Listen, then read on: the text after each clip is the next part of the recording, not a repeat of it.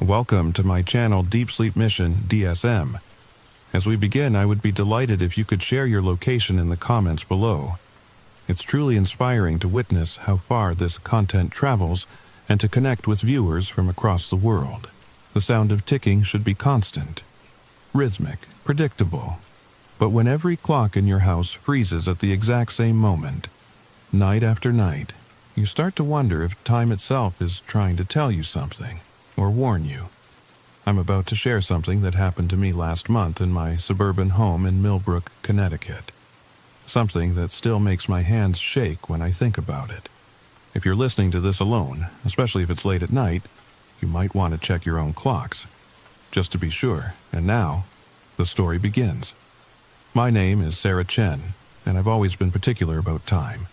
Maybe it's because I work as an air traffic controller at Bradley International, where every second matters.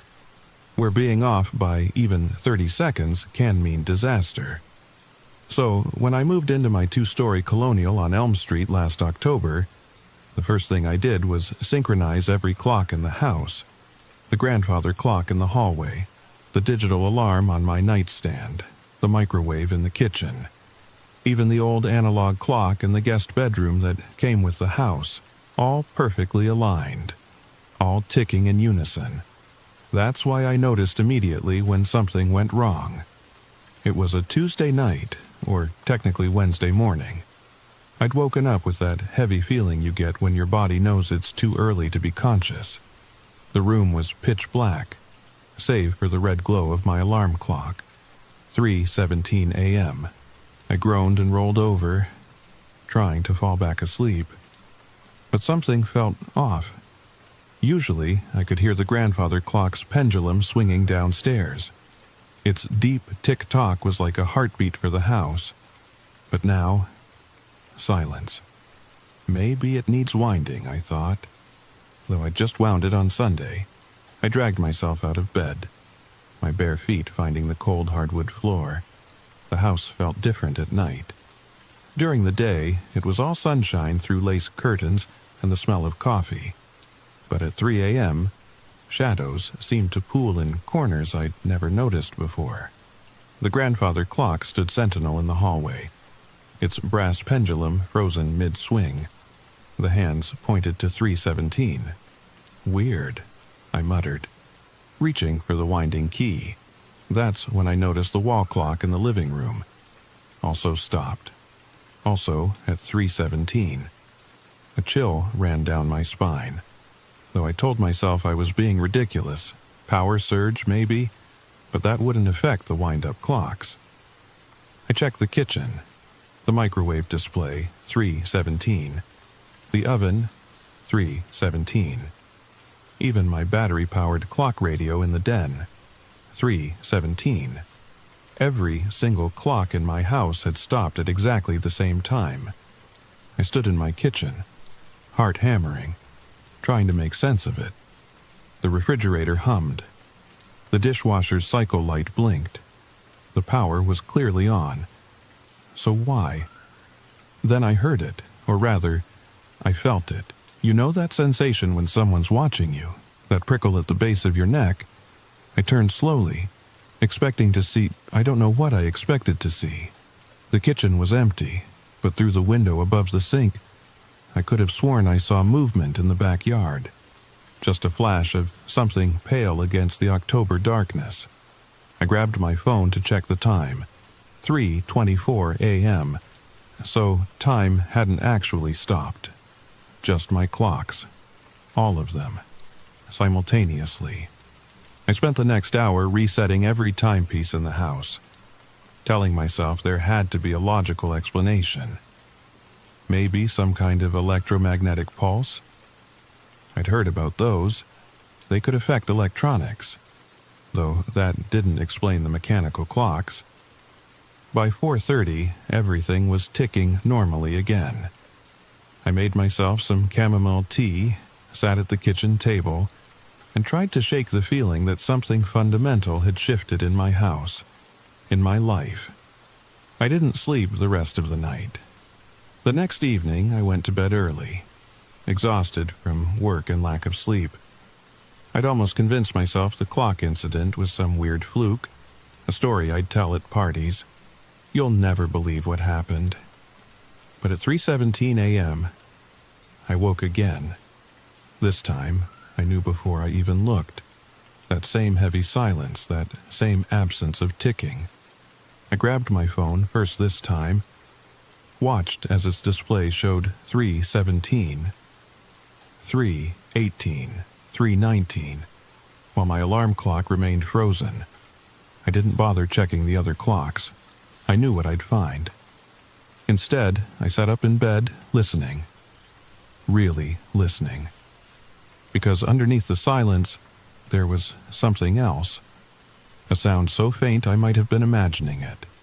Like whispers, or wind through leaves. But there was no wind that night. I crept to my bedroom window, peeled back the curtain just enough to peer outside. The street was empty, bathed in the amber glow of streetlights. But in my backyard, near the old oak tree, something moved, a figure, tall, impossibly thin, just standing there, facing my house. I stumbled backward, heart racing, and when I looked again, nothing. Just the oak tree's twisted branches casting shadows across the lawn. You're seeing things, Sarah. Sleep deprivation does that. But I couldn't shake what I'd seen, or thought I'd seen. The proportions had been all wrong. Too tall, too stretched. Like someone had taken a normal person and pulled them like taffy. I didn't reset the clocks that night.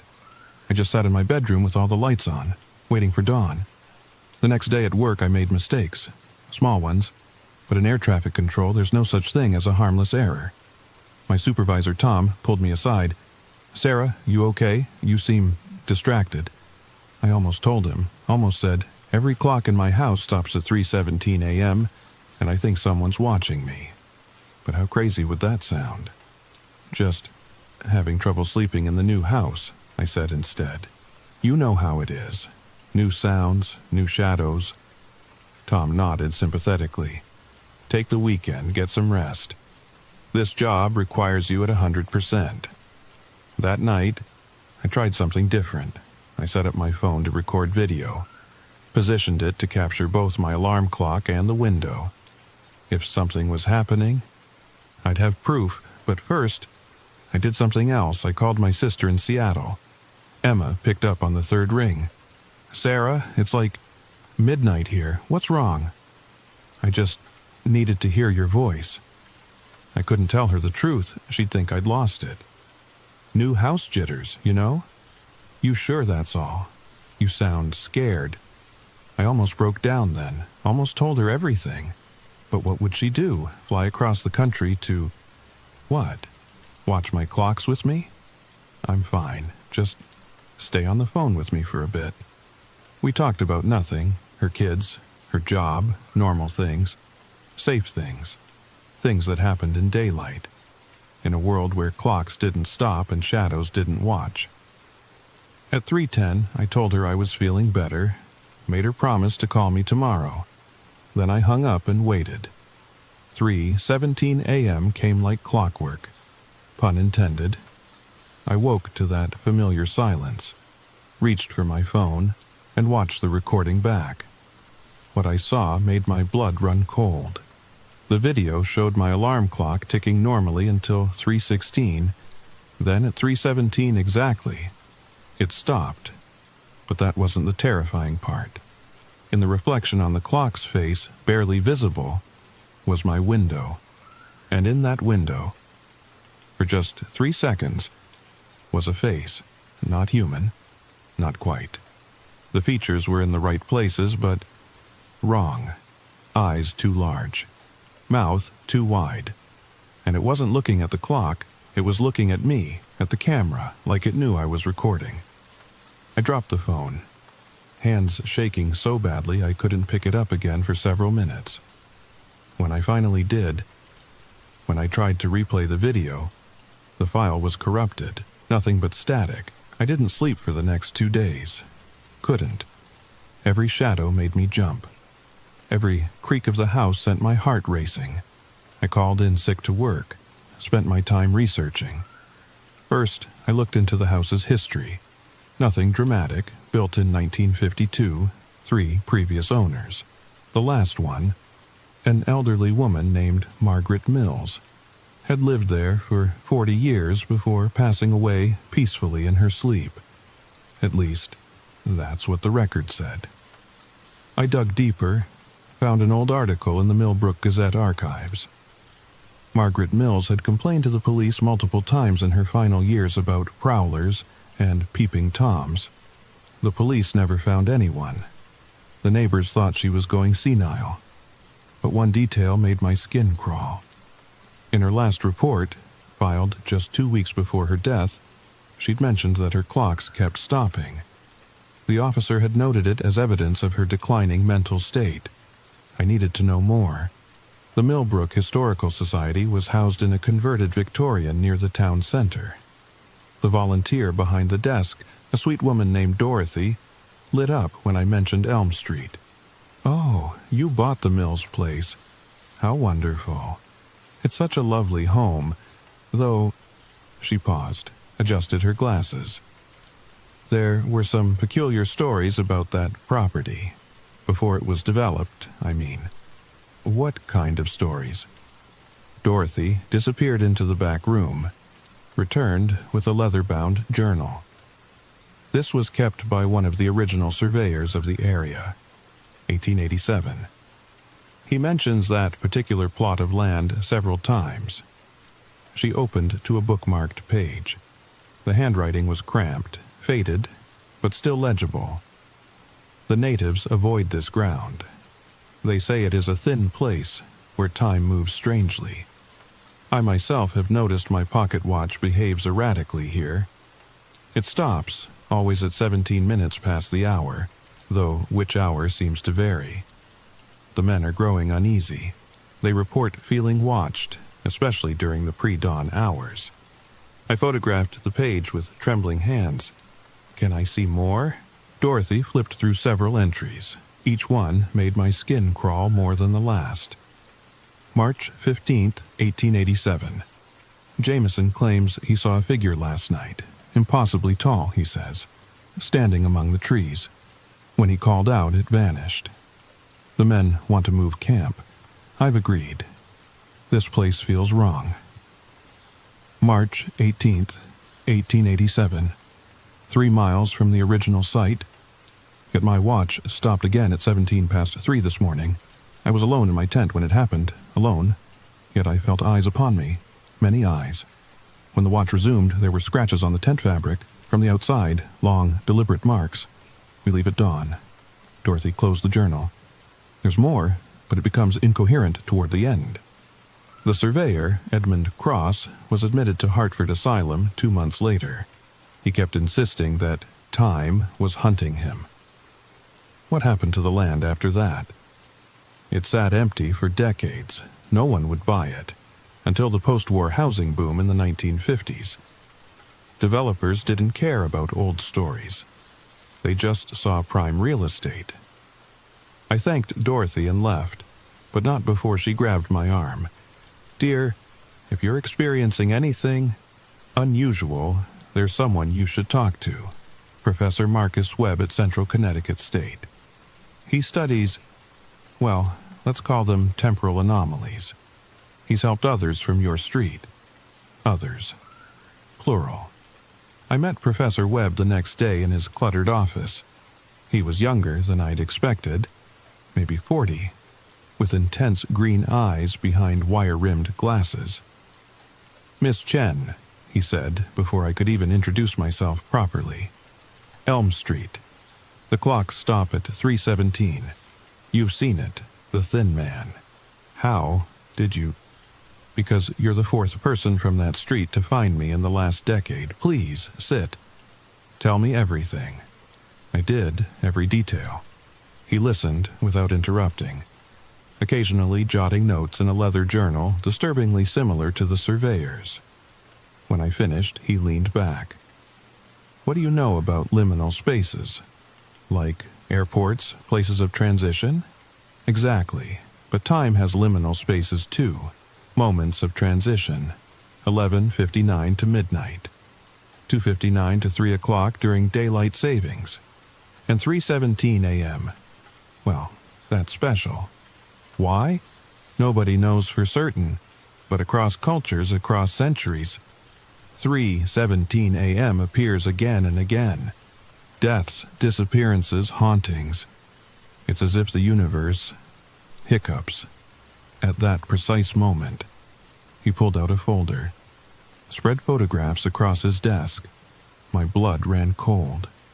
They were all different, taken in different decades, judging by the quality, but they all showed the same thing, a tall, impossibly thin figure, sometimes in windows, sometimes in doorways, sometimes just standing in the background of family photos, unnoticed until later. "We call it the chronophage," he said quietly, "the time eater. It exists in the spaces between moments, feeding on temporal energy, and it's drawn to people like you. People like me, those who live by the clock, who measure their lives in precise increments. Air traffic controller, that's perfect for it. You're a beacon of temporal regularity in a chaotic world." He showed me more files, case studies. A train conductor in 1953 whose clocks stopped at 3:17. He was found 3 days later, aged 30 years overnight. A Swiss watchmaker in 1978 who reported similar experiences. She disappeared entirely, leaving behind only a room full of stopped clocks. "But there have been survivors," Webb said, noting my growing panic. "People who broke the pattern, who refused to be prey." That's when he told me about the confrontation method, similar to what the waitress had said, but with more detail, more warnings. When you face it, and you must face it, you cannot show fear. Fear is temporal. It exists in the anticipation of future events. The chronophage feeds on that. You must exist purely in the present moment. No past, no future. Just now. He gave me a small device, looked like an old pocket watch. This might help. It's been modified. When the clocks stop, click it 3 times. It won't stop the chronophage, but it might confuse it, give you an edge. I left his office with more questions than answers, but also with a strange sense of purpose. I wasn't crazy, I wasn't alone, and I wasn't helpless. That night, I didn't go home. I checked into the Holiday Inn near the highway, told myself it was just for one night, just to get some real sleep. But at 3:17 a.m., I woke in my hotel room. The digital clock on the nightstand was frozen. 3:17. The TV display, 3:17. My phone, the only timepiece still working, showed 3:22. It had followed me. I sat up, scanning the darkened room. The heavy curtains blocked any view outside, but I could hear something. Tap, tap, tap, like fingernails on glass.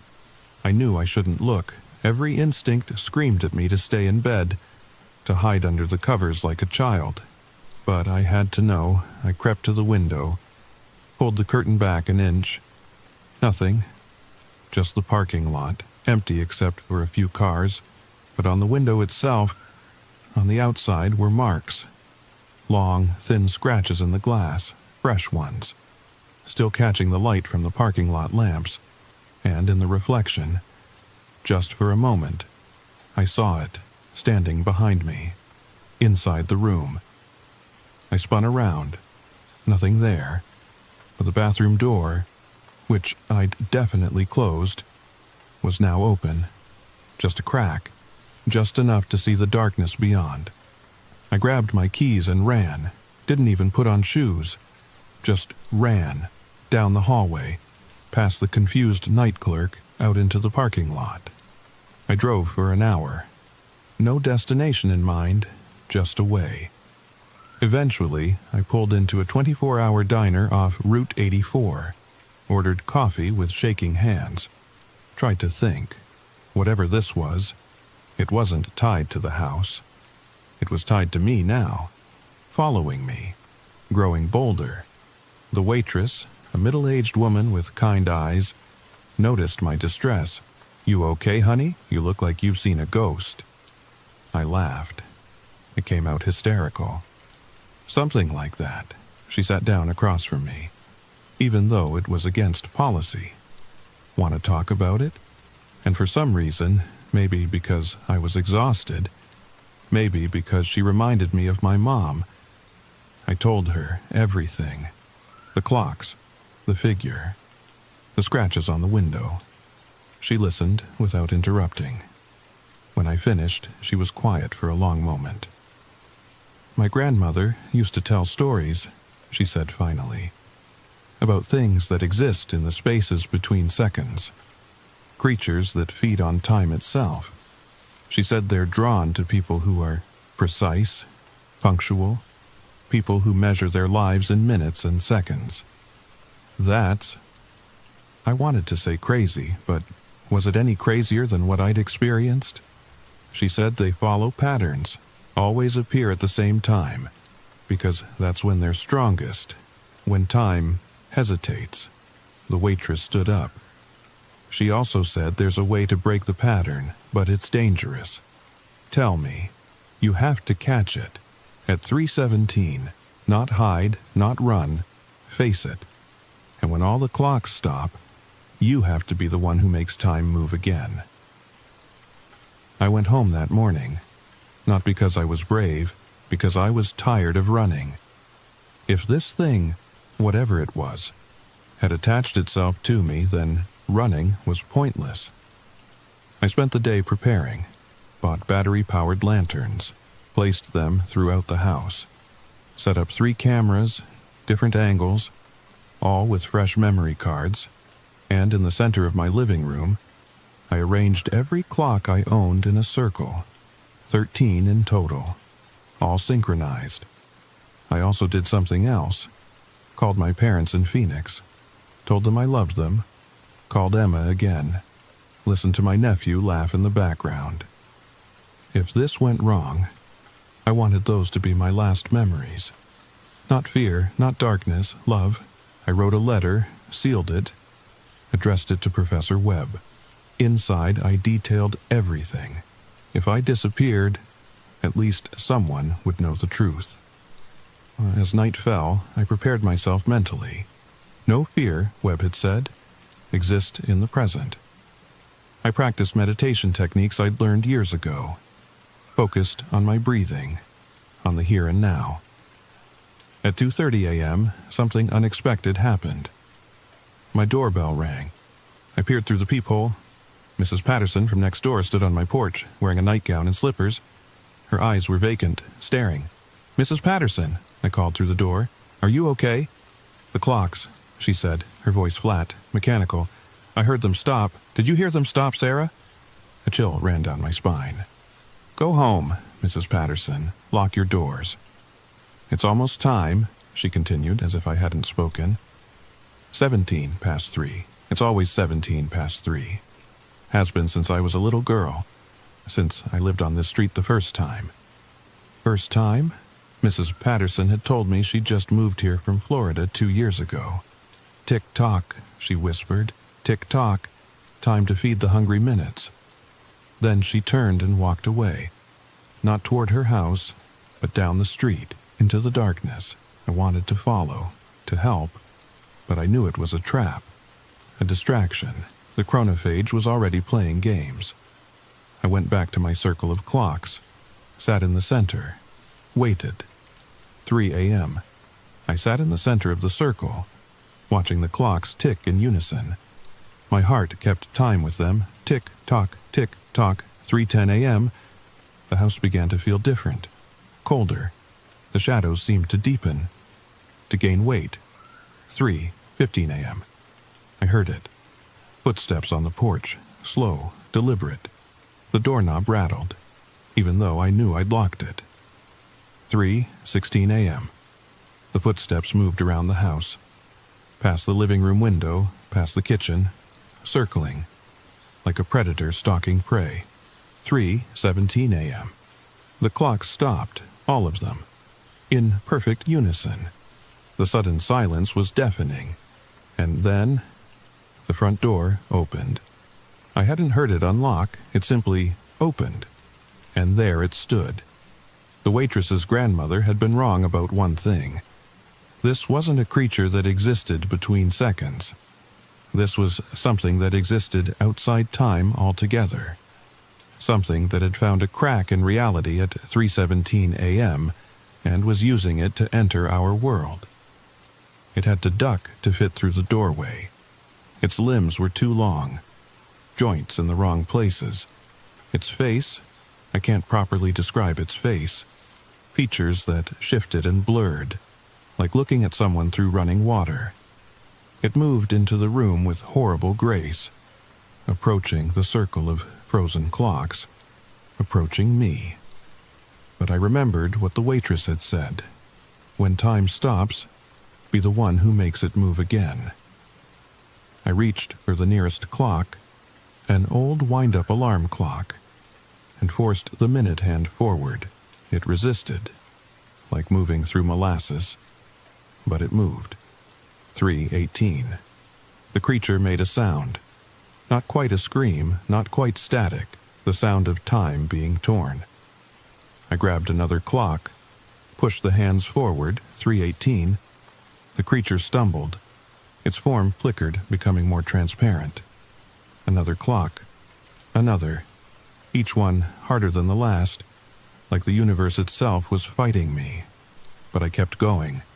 3:18, 3:18, 3:18. With each clock I changed. The creature grew weaker. Its horrible limbs began to fold in on themselves. The doorway it had entered through began to shrink. The last clock was the grandfather clock. I had to leave the circle to reach it.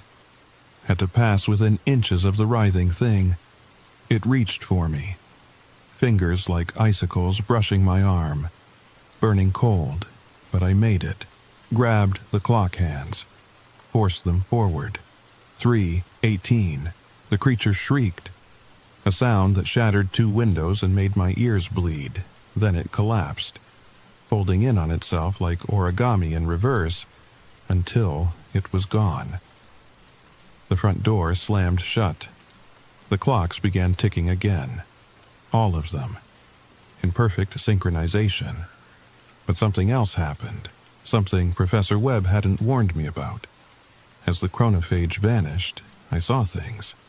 Flashes. Memories that weren't mine. The surveyor, Edmund Cross, stumbling through the woods. Clocks hanging from every tree branch. All stopped at 3:17. Margaret Mills, younger, standing in this very room, facing the same creature. The Blackwood girl, Amy, but grown up now, teaching her own daughter to win clocks, to keep them running. Always running. And more. Dozens of people, hundreds, all connected by this moment, this place, this thing that fed on time. I understood then. The chronophage wasn't destroyed, it was merely displaced, pushed back to wherever such things wait, and it would return. Maybe not to me, maybe not to this house, but somewhere, somewhen. Another person would wake at 3:17 to silent clocks and watching shadows. The modified pocket watch Webb had given me was cracked, its face spider-webbed with fractures.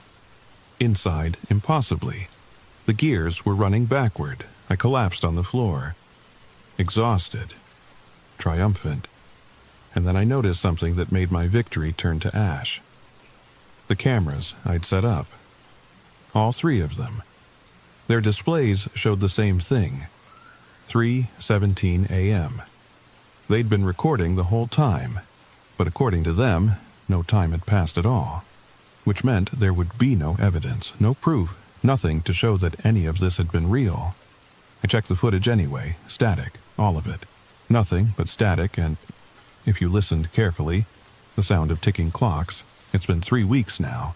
The clocks haven't stopped again. I sleep through the night, mostly, but sometimes, at 3:17 a.m., I still wake up and I listen, just to make sure they're still ticking, because I know something now, something that keeps me awake some nights. The creature wasn't unique. It was just one of many. pressing against the thin spots in reality, waiting for time to hesitate. And there are so many thin spots, so many moments when time stutters. 11:11, 12:34, 4:44. How many of them are watching? How many are waiting? I still work at the airport, still track time down to the second. But I've made some changes. I've removed most of the clocks from my house, kept just a few, enough to know what time it is, but not enough to create a pattern, not enough to attract attention. I stay in touch with Professor Webb. He tells me I'm one of the lucky ones, that my confrontation was clean. Some people, the chronophage leaves pieces behind, temporal echoes. They see moments before they happen, live Tuesday before Monday, age backward every third Thursday. Mrs. Patterson never came home that night. The police found her 3 states away, with no memory of how she got there. She claimed she'd lost a week, though only 8 hours had passed. She moved away shortly after. I don't blame her. But I know it's still out there, or others like it, because sometimes, just sometimes, when I'm driving home late at night, I'll pass a house where every window is lit, where someone else is awake at 3:17 a.m., checking their clocks, making sure they're still ticking, and I wonder if I should stop. Knock on their door, warn them. But what would I say? How do you tell someone that time itself can be a trap, that punctuality can be a curse, that there are things waiting in the moments between moments? Hungry for those who measure their lives too precisely? You don't. You can't. All you can do is hope they figure it out in time, before the clocks stop, before the door opens, before they learn what I learned. Some things are meant to remain outside of time, and some doors, once opened, can never truly be closed. But there's one more thing I haven't told you, one detail that keeps me awake even now, weeks later. After the confrontation, after the chronophage vanished, I found something in my backyard, near the old oak tree where I'd first seen it standing. The ground was disturbed, churned up like something had been digging, or climbing out. I got a shovel, started digging. 3 feet down, I found them. Clocks, dozens of them, all different types, different eras. Pocket watches from the 1800s, digital watches from the 1980s. Even a sundial cracked down the middle, and with them, photographs. Faded, water-damaged, but clear enough to see faces. People I didn't recognize, but who all shared the same expression, the same hollow eyes of someone who'd seen time itself become predator. I brought them to Professor Webb. He went pale when he saw them. "Trophies," he whispered. "It keeps trophies. From the people it takes?" "No." His voice was barely audible. "From the ones who got away, the ones who fought back. These are warnings, or promises." He showed me something else then. A map of the United States covered in red pins. Hundreds of them, each marking a place where clocks had stopped at 3:17, where someone had encountered the chronophage. "It's not just one creature," he explained. "It's a species. They exist in the temporal breaks, the cracks in time, and they're spreading." "Why are you telling me this?" "Because you survived a direct confrontation. That makes you unique and dangerous to them." He leaned forward. "They'll remember you, Sarah. Your temporal signature is burned into their perception. They know you can hurt them. So, what do? Live your life, but stay vigilant. And if you ever meet someone else who mentions stopped clocks, strange figures, lost time, send them to me. We're building a network. Survivors, fighters. People who understand that time isn't just a measurement. It's a battlefield." I took his card, joined his network, started attending meetings in the basement of a Hartford library. Others like me, people who'd stared into the temporal abyss and lived. We share strategies, warning signs, Protection methods. Did you know salt disrupts temporal fields? That running water creates a kind of chronological static? That certain frequencies, 417 hertz specifically, can mask your temporal signature? I learned all this and more, became somewhat of an expert in temporal defense, even helped a few people, guided them through their own confrontations. But the nightmares never stopped. Every night, I dream of clocks, endless rooms full of them, all ticking at different speeds, different rhythms, creating a cacophony that drives me to the edge of madness. And in the center of it all, the chronophage, waiting, watching. Sometimes I wonder if I really won that night, or if I just postponed the inevitable, because time always wins in the end. We age, we die, we become memories, then forgotten memories, then nothing at all. Maybe that's what the chronophage really is, not a monster, not an alien, just time itself, given form and hunger. The universe's way of reminding us that every second we steal from eternity must eventually be paid back, with interest. But until that payment comes due, I keep living, keep working, keep checking my clocks at 3:17 a.m. just to make sure they're still ticking, because as long as they tick, I know I'm still here, still fighting, still defying whatever waits in the spaces between seconds. And if you've made it this far in my story, perhaps you're a fighter too. Perhaps you've noticed things, felt things, that don't quite fit into the normal flow of time. Perhaps you've woken at 3:17 a.m. for no reason, heart pounding, certain that someone or something was watching. If so, you're not alone. We're out here. The temporal survivors, the clock watchers, the ones who know that time isn't just a river flowing in one direction, but an ocean with strange tides and stranger creatures swimming in its depths. Professor Webb gave me a phrase, a kind of motto for our group. Time is a predator, but we are not prey. Remember that. When the clocks stop, when the shadows grow long, when the impossible figure appears at your window, you are not prey. You are a guardian of your own timeline, a defender of your personal now, and you have more power than you know. The chronophage feeds on fear, on the anxiety of future moments, and the regret of past ones. But if you can learn to exist purely in the present, to make each second a fortress of absolute now, you become indigestible to it, unpalatable, dangerous. So live. Live fiercely in each moment. Don't just watch time. Inhabit it, own it, make it yours. And maybe, just maybe, when the clocks stop at 3:17 a.m., you'll be ready.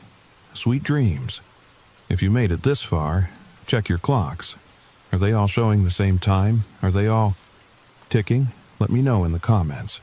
And if you've ever experienced something similar, something that happened when time seemed to stop, I'd love to hear about it. Hit subscribe if you want more true stories from the spaces between seconds. And remember, it's not paranoia if something's really watching. Sleep tight. Story number 2. They found my grandmother with her fingers fused to the walls. That's not how the police report described it, of course. The official cause of death was a stroke. Peaceful, they said. Natural causes. But I saw the photos the coroner didn't want me to see.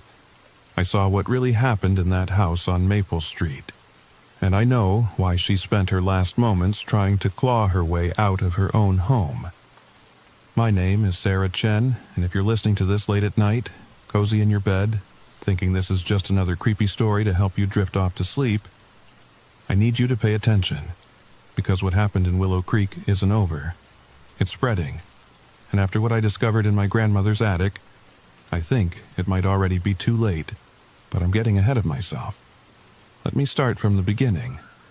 From the day I first noticed that not a single bird would fly over that cursed town. The story begins now. The GPS died exactly at the town limits. One moment, the robotic voice was guiding me through the Colorado mountain passes. The next, nothing but static.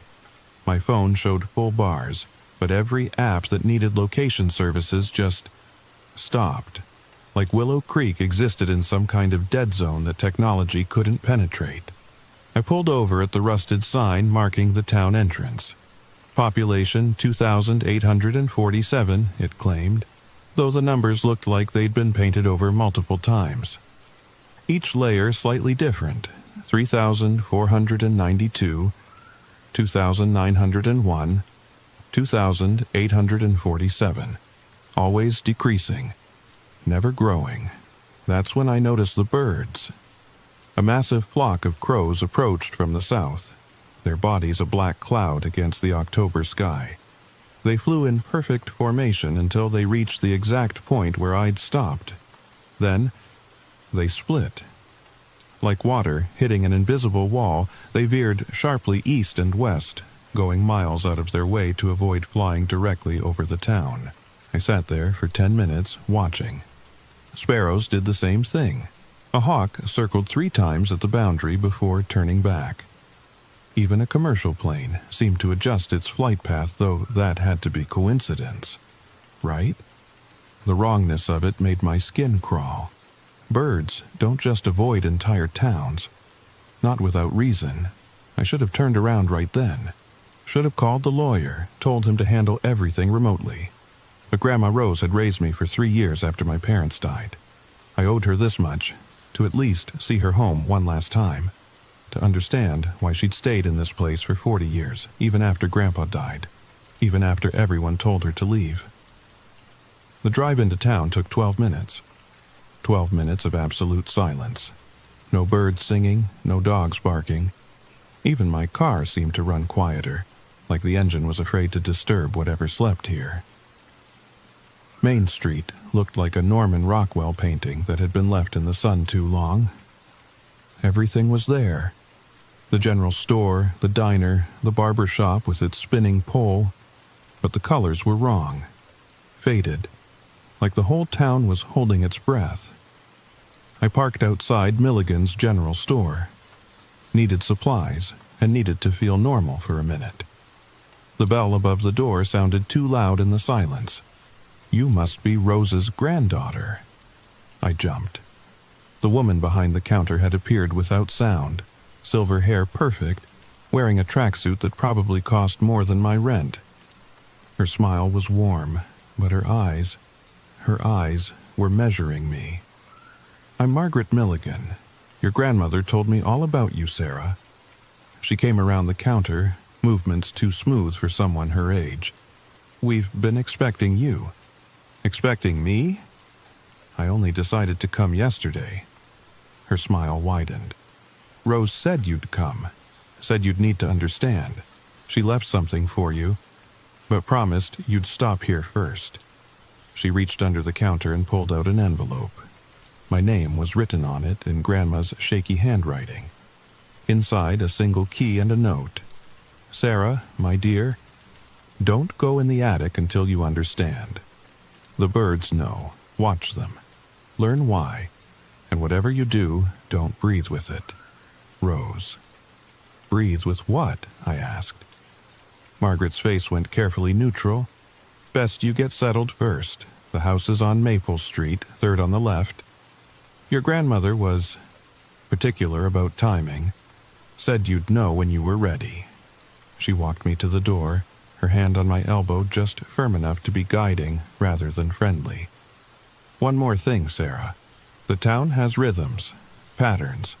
You'll notice them soon enough. When you do, she squeezed my arm. Try not to join them. The house squatted on Maple Street like it was trying to sink into the earth.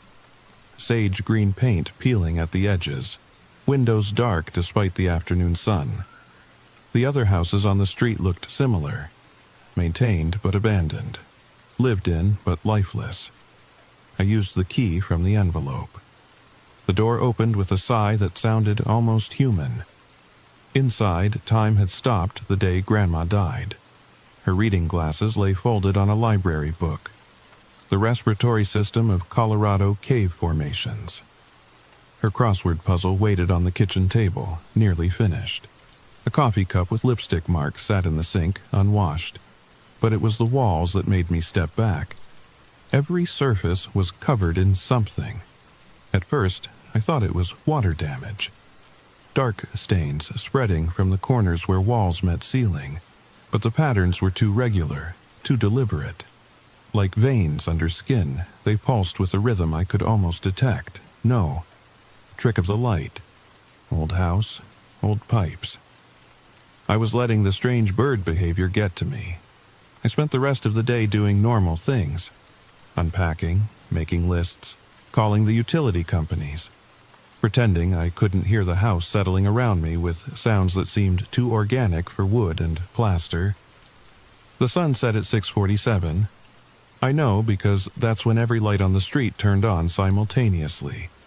Not gradually, like people coming home from work. All at once, like synchronized breathing. I made soup from a can, ate, watching the street through the kitchen window. Nothing moved out there. No cars. No people walking dogs. Just empty sidewalks and lit windows that revealed nothing of the lives inside. At exactly 9 p.m., the lights went out. All of them. Every house on the street going dark in the same instant. Except mine. I stood at the window, soup bowl forgotten, watching the darkness. That's when I saw them. Figures standing in the street, not moving, not talking. Just standing there, faces turned up toward my lit windows. Dozens of them. Waiting. I turned off my lights with shaking hands. Stood there in the dark, holding my breath.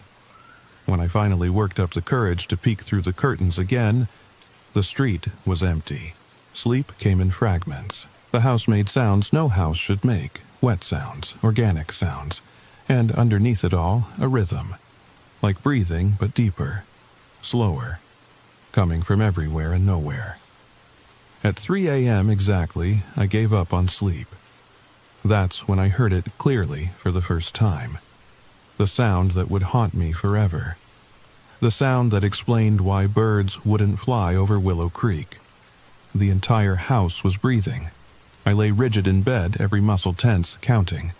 In, hold, out, 15 breaths per minute, exactly. The walls expanded and contracted with each cycle, so subtle you'd miss it if you weren't looking. But once you noticed, I grabbed my phone, started recording. The timestamp showed 3 a.m. The breathing had started exactly then. Like clockwork, like something scheduled. By 3:30, I couldn't stand it anymore. I crept downstairs, bare feet silent on the old wood. The breathing was everywhere. In the walls, the floors. Even the air itself seemed to pulse with it. The dark stains I'd noticed earlier were more visible now, glowing faintly with some kind of phosphorescence. In the kitchen, the crossword puzzle had changed. I was sure of it. Where before there had been empty squares, now words filled the spaces. But not in Grandma's handwriting.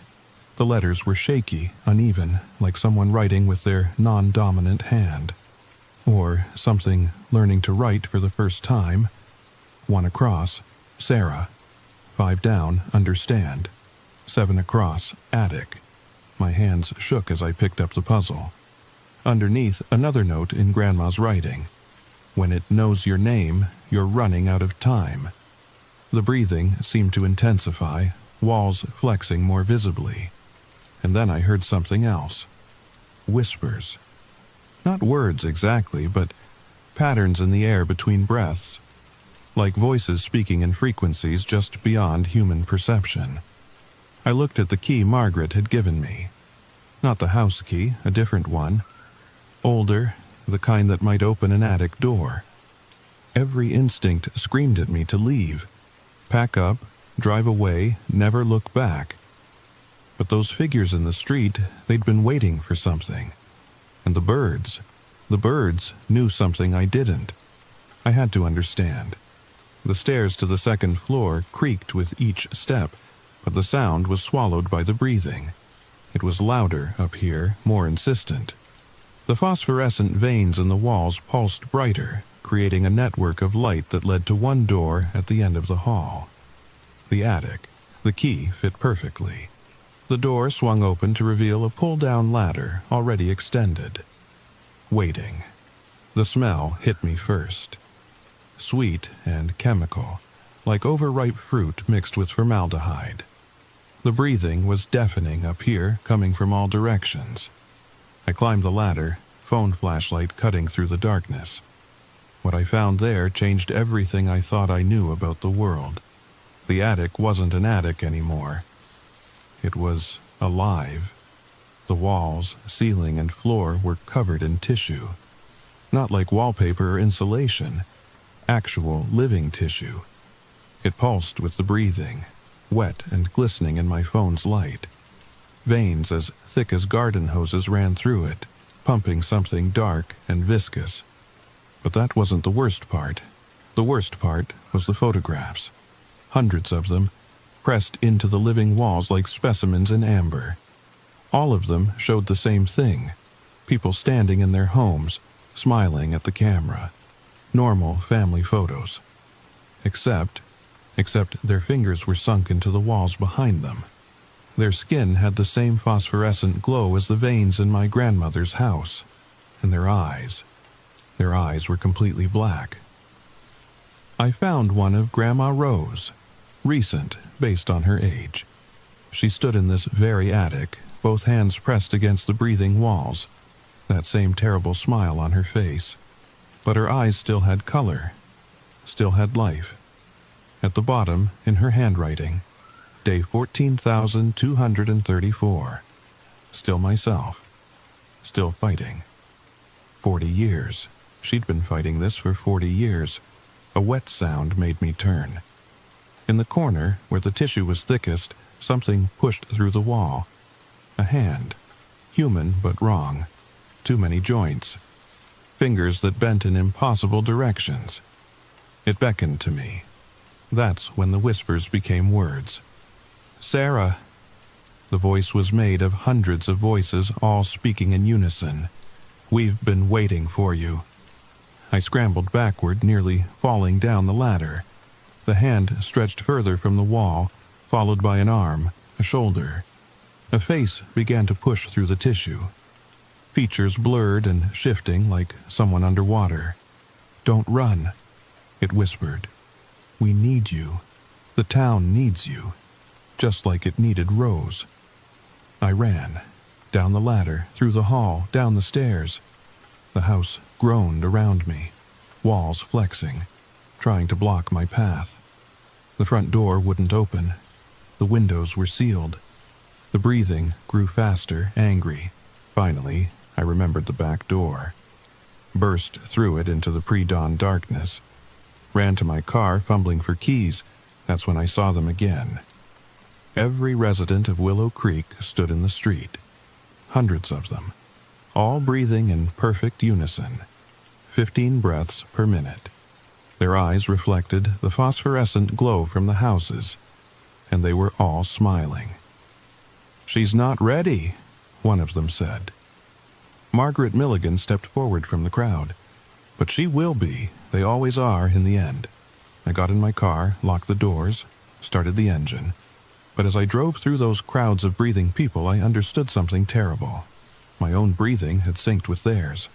I was already becoming part of it. I made it 3 miles out of town before the seizure hit. One moment I was driving, hands death-gripped on the wheel. The next, my lungs simply stopped working. Not like holding your breath, like forgetting how to breathe entirely. My body convulsed, the car swerving across the empty road. Somehow, I managed to pull over before blacking out. I woke up in the Willow Creek Medical Center. Clean white walls, smell of antiseptic, normal hospital sounds. For a moment, I thought I'd imagined everything. Then I tried to sit up and realized I was strapped to the bed. "Please don't struggle." Dr. Patricia Hendricks stood at the foot of my bed, clipboard in hand. Middle-aged, kind eyes, looking exactly like a small-town doctor should. Except for the way she breathed. That same measured rhythm. 15 breaths per minute. "What did you do to me?" She pulled up a chair, sitting close enough that I could see the faint phosphorescent veins under her skin. "We didn't do anything, Sarah. Your body did it to itself. You tried to leave while synchronized. The breathing doesn't like that. The breathing, that's what we call it, though it has older names. The Arapaho who lived here centuries ago called it the Earth's lung. The miners in 1962 called it the devil's breath before they were absorbed. She unstrapped my arms, helping me sit up. Your grandmother never told you the real story, did she? She wanted to protect you. Thought if you never knew, you'd never be claimed. Claimed? Dr. Hendricks went to the window, gesturing for me to join her. Outside, Willow Creek looked perfectly normal in the morning sun. People walking dogs, kids riding bikes, a postman making deliveries. In 1962, the Hadley Mining Company was drilling a new shaft. They broke through into a cavern system that shouldn't have existed. The geology was all wrong, but what they found down there... She paused. Have you ever wondered if the Earth itself might be alive? Not metaphorically, literally. A single vast organism that we live on like bacteria on skin? I stayed silent, watching a kid bounce a ball in perfect rhythm. 15 bounces per minute. They found proof, a massive organ system kilometers deep, living tissue older than multicellular life, breathing, thinking in its slow way. And when they broke through, they woke it up. That's impossible. Is it? You've seen the walls, felt the breathing. Your grandmother spent 40 years documenting it. She handed me a thick folder. Her real research. Not the newspapers in the attic. Those were for visitors. This is the truth. I opened the folder. Medical charts, tissue samples, photographs of the thing underground. Massive, pulsing chambers that looked more like organs than caves. And growth charts showing how it had spread. It started with the miners, Dr. Hendricks continued. They breathed in the spores, microscopic, undetectable. Within days, they were synchronized. Within weeks, they were changing. The company tried to contain it, sealed the mine, evacuated the town. But it was already too late. A photograph showed miners standing at the shaft entrance. Their skin had that telltale glow. Their fingers were fused together. Their smiles were too wide. It spread through the groundwater, through the air, through the very earth beneath the town. Everyone who stayed more than a few days became infected, synchronized, part of the greater organism. Then why aren't you all like those things in the walls? She smiled sadly. Because we learned to manage it, to live with it instead of fighting it. The breathing doesn't want to destroy us. It wants to incorporate us, to add our consciousness to its own. Some of us found ways to maintain our individuality while still being part of the collective. Your grandmother was one of the best at it, but she died. Her fingers were fused to the walls. After 40 years of resistance, 40 years of fighting to stay herself while keeping the town secret. She was tired, Sarah, and when she knew you were coming, she made a choice, gave herself to the breathing completely so she could speak to you through it, guide you. I thought of the crossword puzzle, the messages, the hand reaching through the attic wall. That was her, part of her. Filtered through the collective consciousness. She's in there along with hundreds of others. They're not dead, they're transformed. Part of something vast and ancient and patient. Why the birds? I asked suddenly. Why won't they fly over? Dr. Hendricks actually laughed. Because they're smarter than us. They can sense what Willow Creek really is. A single massive organism wearing the disguise of a town. Every building is an organ. Every street is a vein, and we're the cells that keep it functioning. She stood, checking her watch. It's almost noon, time for Margaret to explain the rest. She's waited 60 years for someone like you, someone like me, someone with Rosa's bloodline, Rosa's resistance, someone who can lead the next generation of the Watch. She opened the door. The breathing is growing stronger. spreading further. We need someone who can help us maintain the balance, or decide if it's time to let it wake up completely. Margaret Milligan waited in the hospital lobby, still in her tracksuit, still smiling that measuring smile. "Ready for the truth, dear?" she asked. "All of it?" I thought about running, but my breathing was still synchronized. 15 breaths per minute. I was already trapped. "Show me," I said. She led me to the old mining museum, down into the basement, through a door marked "Authorized Personnel Only," down stone steps that predated the town, into darkness that breathed. The cavern opened up like a cathedral made of flesh. The walls pulsed with that familiar rhythm. Veins of light traced patterns too complex for human minds to follow. And in the center was the heart. It was the size of a house. A massive, beating heart of living tissue suspended in the cavern by thick tendrils that disappeared into darkness. Each beat sent waves of phosphorescent fluid through veins as thick as tree trunks. The sound was deafening. Not just heard, but felt, vibrating through every bone in my body. Beautiful, isn't it? Margaret stood beside me, her face rapturous in the pulsing light. The heart of Willow Creek, the true town center. Others emerged from the shadows.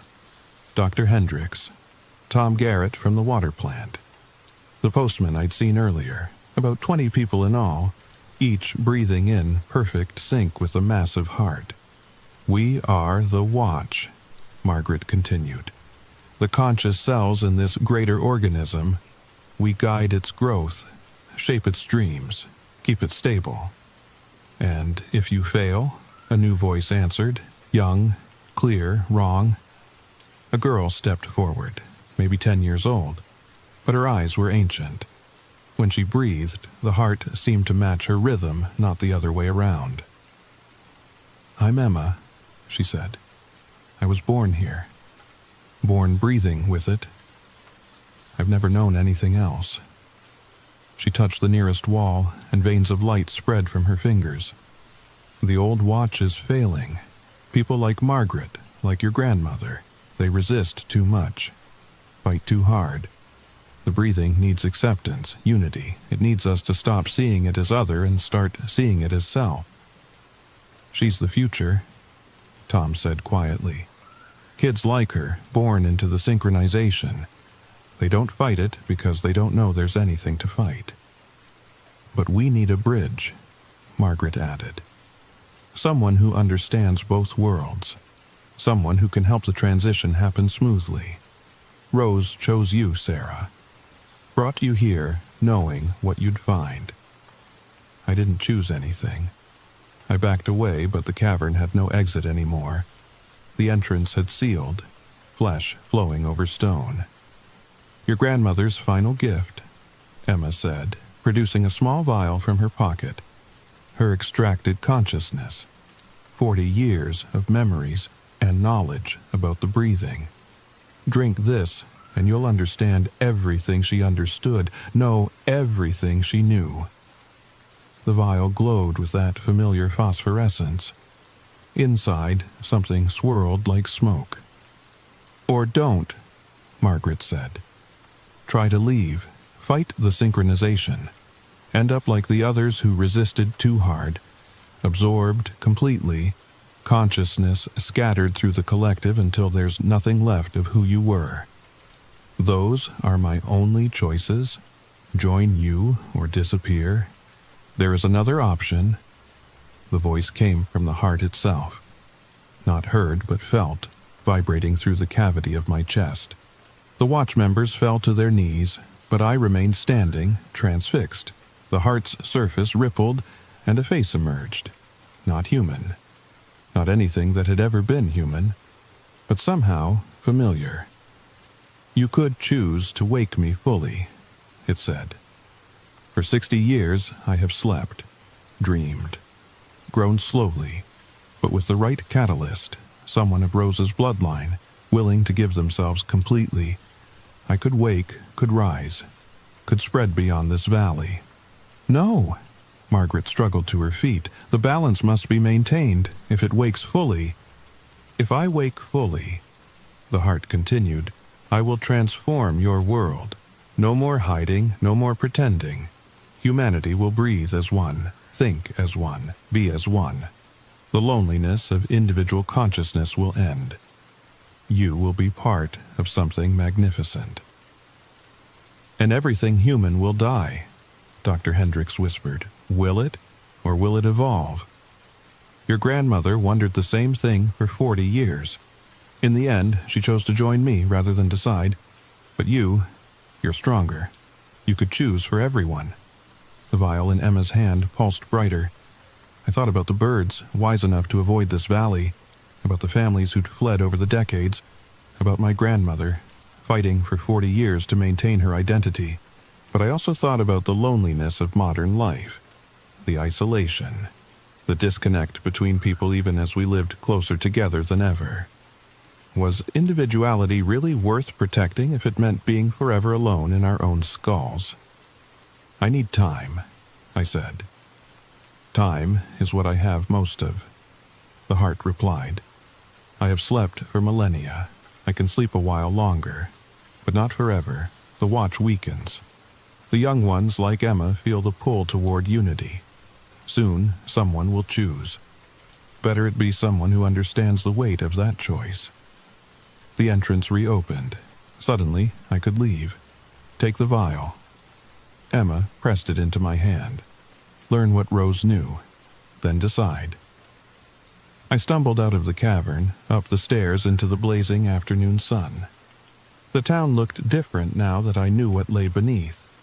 Every building breathed. Every street pulsed with hidden veins. Every person was a cell in something vast and alien and terrifyingly patient. I made it back to Grandma's house, my house. Sat at the kitchen table where she'd done her crosswords for 40 years, fighting to stay herself. The vial glowed on the table before me. Inside was everything she'd learned, everything she'd fought for and against. All I had to do was drink it, and I'd understand. But understanding meant accepting, meant becoming part of Willow Creek forever. My phone buzzed. A text from an unknown number. The birds are starting to forget why they avoid us. Generation by generation, the memory fades. Soon, they'll fly over again. When they do, it will be too late to choose. M. I held the vial up to the light. Such a small thing to hold such enormous consequences. That was 3 days ago. I'm still here. Still breathing 15 breaths per minute. Still human, mostly. The vial sits on my nightstand, unopened but always present. Every morning, I wake up thinking today will be the day I decide. Every night, I fall asleep to the sound of the house breathing around me. The watch has accepted my indecision. For now, they know I can't leave. No, eventually I'll have to choose. Emma visits sometimes, telling me about the peace of total unity. Margaret shares stories of those who fought to stay human and what it cost them. And late at night, when the breathing is loudest, I hear my grandmother's voice in the whispers between breaths. Not words, just presence, letting me know she's there, part of something vast and patient and waiting. The birds still refuse to fly over Willow Creek. But yesterday, I saw a crow land on the town limit sign, just for a moment. Testing. The memory is fading, the protection growing thin. Soon, someone will have to choose. Wake it fully or find a way to kill it. Unite with it or destroy it. There's no middle ground anymore, if there ever was. So, I sit here in my grandmother's house, in this town that breathes, holding the key to humanity's future in a small glass vial, knowing that whatever I choose, the world will never be the same. The really terrifying part? The longer I stay, the more the unity makes sense. The more the loneliness of individual thought feels like a burden rather than a gift. The more I understand why Emma smiles that ancient smile. Maybe that's how it wins. Not through force or fear, but by offering something we all secretly want. Connection, unity, an end to the terrible isolation of being trapped in our own minds. Or maybe that's just the spores talking. After 3 weeks of breathing with it, I can't tell anymore. If you're listening to this, if you're lying in bed wondering if this is real, do me a favor. Tomorrow, watch the birds. See if they avoid certain places. See if they remember dangers that humans have forgotten.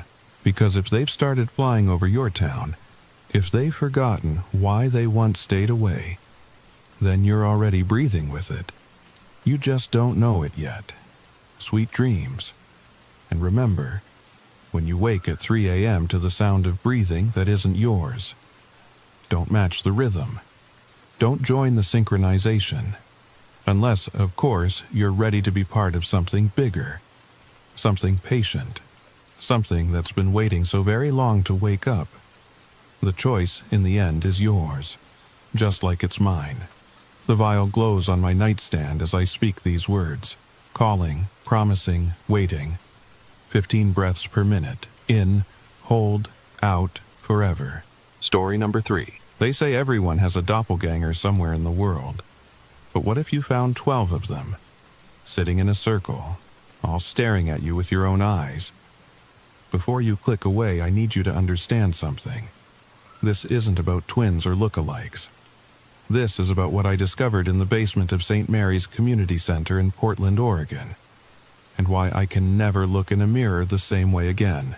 If you're listening to this alone, maybe turn on a light, just in case. The story begins now. The flyer was taped to the bulletin board at Whole Foods, right between a lost cat poster and someone offering guitar lessons. Finding Your True Self, support group for identity issues, it read in plain Arial font. Meeting every Tuesday at 7 p.m. St. Mary's Community Center, room B12. I almost walked past it. Would have, actually, if my therapist, Dr. Chen, hadn't just suggested I try group therapy. Sarah, she'd said during our last session, sometimes healing happens when we realize we're not alone in our struggles. Not alone. If only she knew how those words would haunt me. That first Tuesday in October, I drove to St. Mary's with a knot in my stomach. The community center sat on Burnside Street, one of those old brick buildings that seemed to absorb the Portland rain into its very bones. The parking lot was nearly empty. Just a few cars scattered under the amber streetlights. I sat in my Honda Civic for 5 minutes, engine off, watching my breath fog the windshield. Identity issues. That's what the flyer said. Did I have identity issues? After 32 years of feeling like I was playing a character in my own life. Yeah, maybe I did. The main entrance was locked. A handwritten note directed support group members to the side door. I followed a narrow path between the building and a chain-link fence, my footsteps echoing off the wet concrete. The side door opened to a stairwell that smelled like old coffee and industrial cleaner. Down. The arrow pointed down. Room B12 was in the basement. Of course it was. The fluorescent lights hummed as I descended, that particular frequency that makes your teeth ache if you pay too much attention to it. At the bottom, a long hallway stretched out, doors on either side. B8, B10, B12. I knocked. Waited. Nothing. The doorknob was cold under my hand as I turned it. The room beyond was dimly lit, chairs arranged in a circle. About half were occupied, but I couldn't make out faces in the low light. Everyone seemed to be looking down at their laps. "Welcome," a voice said from across the circle. Soft, familiar somehow. "Please, take a seat. We're about to begin." I chose a chair near the door. Always good to have an exit strategy, right? As my eyes adjusted, I counted the others. 12 people, including the one who'd spoken. All wearing similar dark clothing. All with their heads down. "Let's start with introductions," the facilitator said. Still, that strange, familiar quality to the voice. "I'll go first. My name is Sarah, and I've been struggling with feeling like I don't know who I really am. My breath caught. Sarah, my name, but lots of people are named Sarah. It's common. The third most popular name for girls born in 1992, actually. I'd looked it up once. I work at Powell's Books, she continued, in the Pearl District location. I live alone with my cat, Mochi, and lately, I've been feeling like I'm disappearing. Powell's Books, Pearl District. I worked at the downtown location, but still. And Mochi. I'd almost named my cat Mochi, went with Biscuit instead. This was getting weird. Thank you for sharing, Sarah, someone to her left said. Another woman. I'm also Sarah. I work at Powell's, the Hawthorne location. I have a cat named Biscuit. The fluorescent light above us flickered. In that strobe-like moment, I saw her face. My face. Not similar, not kind of like me. My exact face down to the small scar above my left eyebrow from when I fell off my bike at 7 years old. My hand went to the door handle, but I couldn't move, couldn't breathe. One by one, they began to lift their heads. Sarah after Sarah after Sarah. All 32 years old. All with shoulder-length brown hair that never quite cooperated with humidity. All with that slightly crooked nose from breaking it in high school volleyball. All me. Don't be afraid, the facilitator said. She was looking at me now with my own green eyes. Not my color green. My exact eyes. We've all been where you are right now. The shock, the disbelief. But you're here for a reason. This, my voice cracked, this isn't possible. Isn't it? Another me spoke from across the circle. This one wore glasses. I'd been meaning to get my prescription checked. You've felt it, haven't you? That sense that you're not quite real, like you're watching your life from the outside. I had. God help me, I had felt exactly that. We all found the flyer, Glasses Me continued. All of us Sarahs, all of us lost, and now we're finding ourselves together. I should have run. Every instinct screamed at me to get up, get out, get away, but I stayed, because despite the impossibility of it all, they understood. These other Sarahs, they knew exactly what it felt like to go through life feeling like a ghost in your own skin. The first meeting is always the hardest, the facilitator said. Let's call her Prime Sarah, just to keep things straight in my head. Why don't we go around the circle, share what brought you here? They told their stories. Our stories. Sarah from Beaverton, who worked at Powell's in the rare book section. Sarah from Southeast, who worked in the children's department. Sarah from Lake Oswego, from Gresham, from St. John's. All Powell's employees, but different locations, different departments. All living alone with cats that were almost named Mochi, or actually named Biscuit, or Whiskers, or Mr. Darcy. The details were what got to me. Each Sarah had broken her nose playing volleyball, but in slightly different ways. Spiking, blocking, diving for a save. Each had that scar above the left eyebrow. But from bikes, skateboards, ice skating. Like someone had taken my life and run it through a filter, creating variations on a theme. How? I finally asked when it came to my turn. How is this happening? Prime Sarah smiled. My smile, but sadder. We're not sure, but we have theories. Have you ever heard of quantum superposition? I shook my head. The idea that particles can exist in multiple states simultaneously until observed. Glasses Sarah chimed in. Some of us think we're collapsed possibilities. Versions of Sarah that could have been, all existing in the same space. That's insane. Is it more insane than this? She gestured around the circle.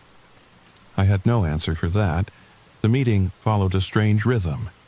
We shared our days, our identical yet different days.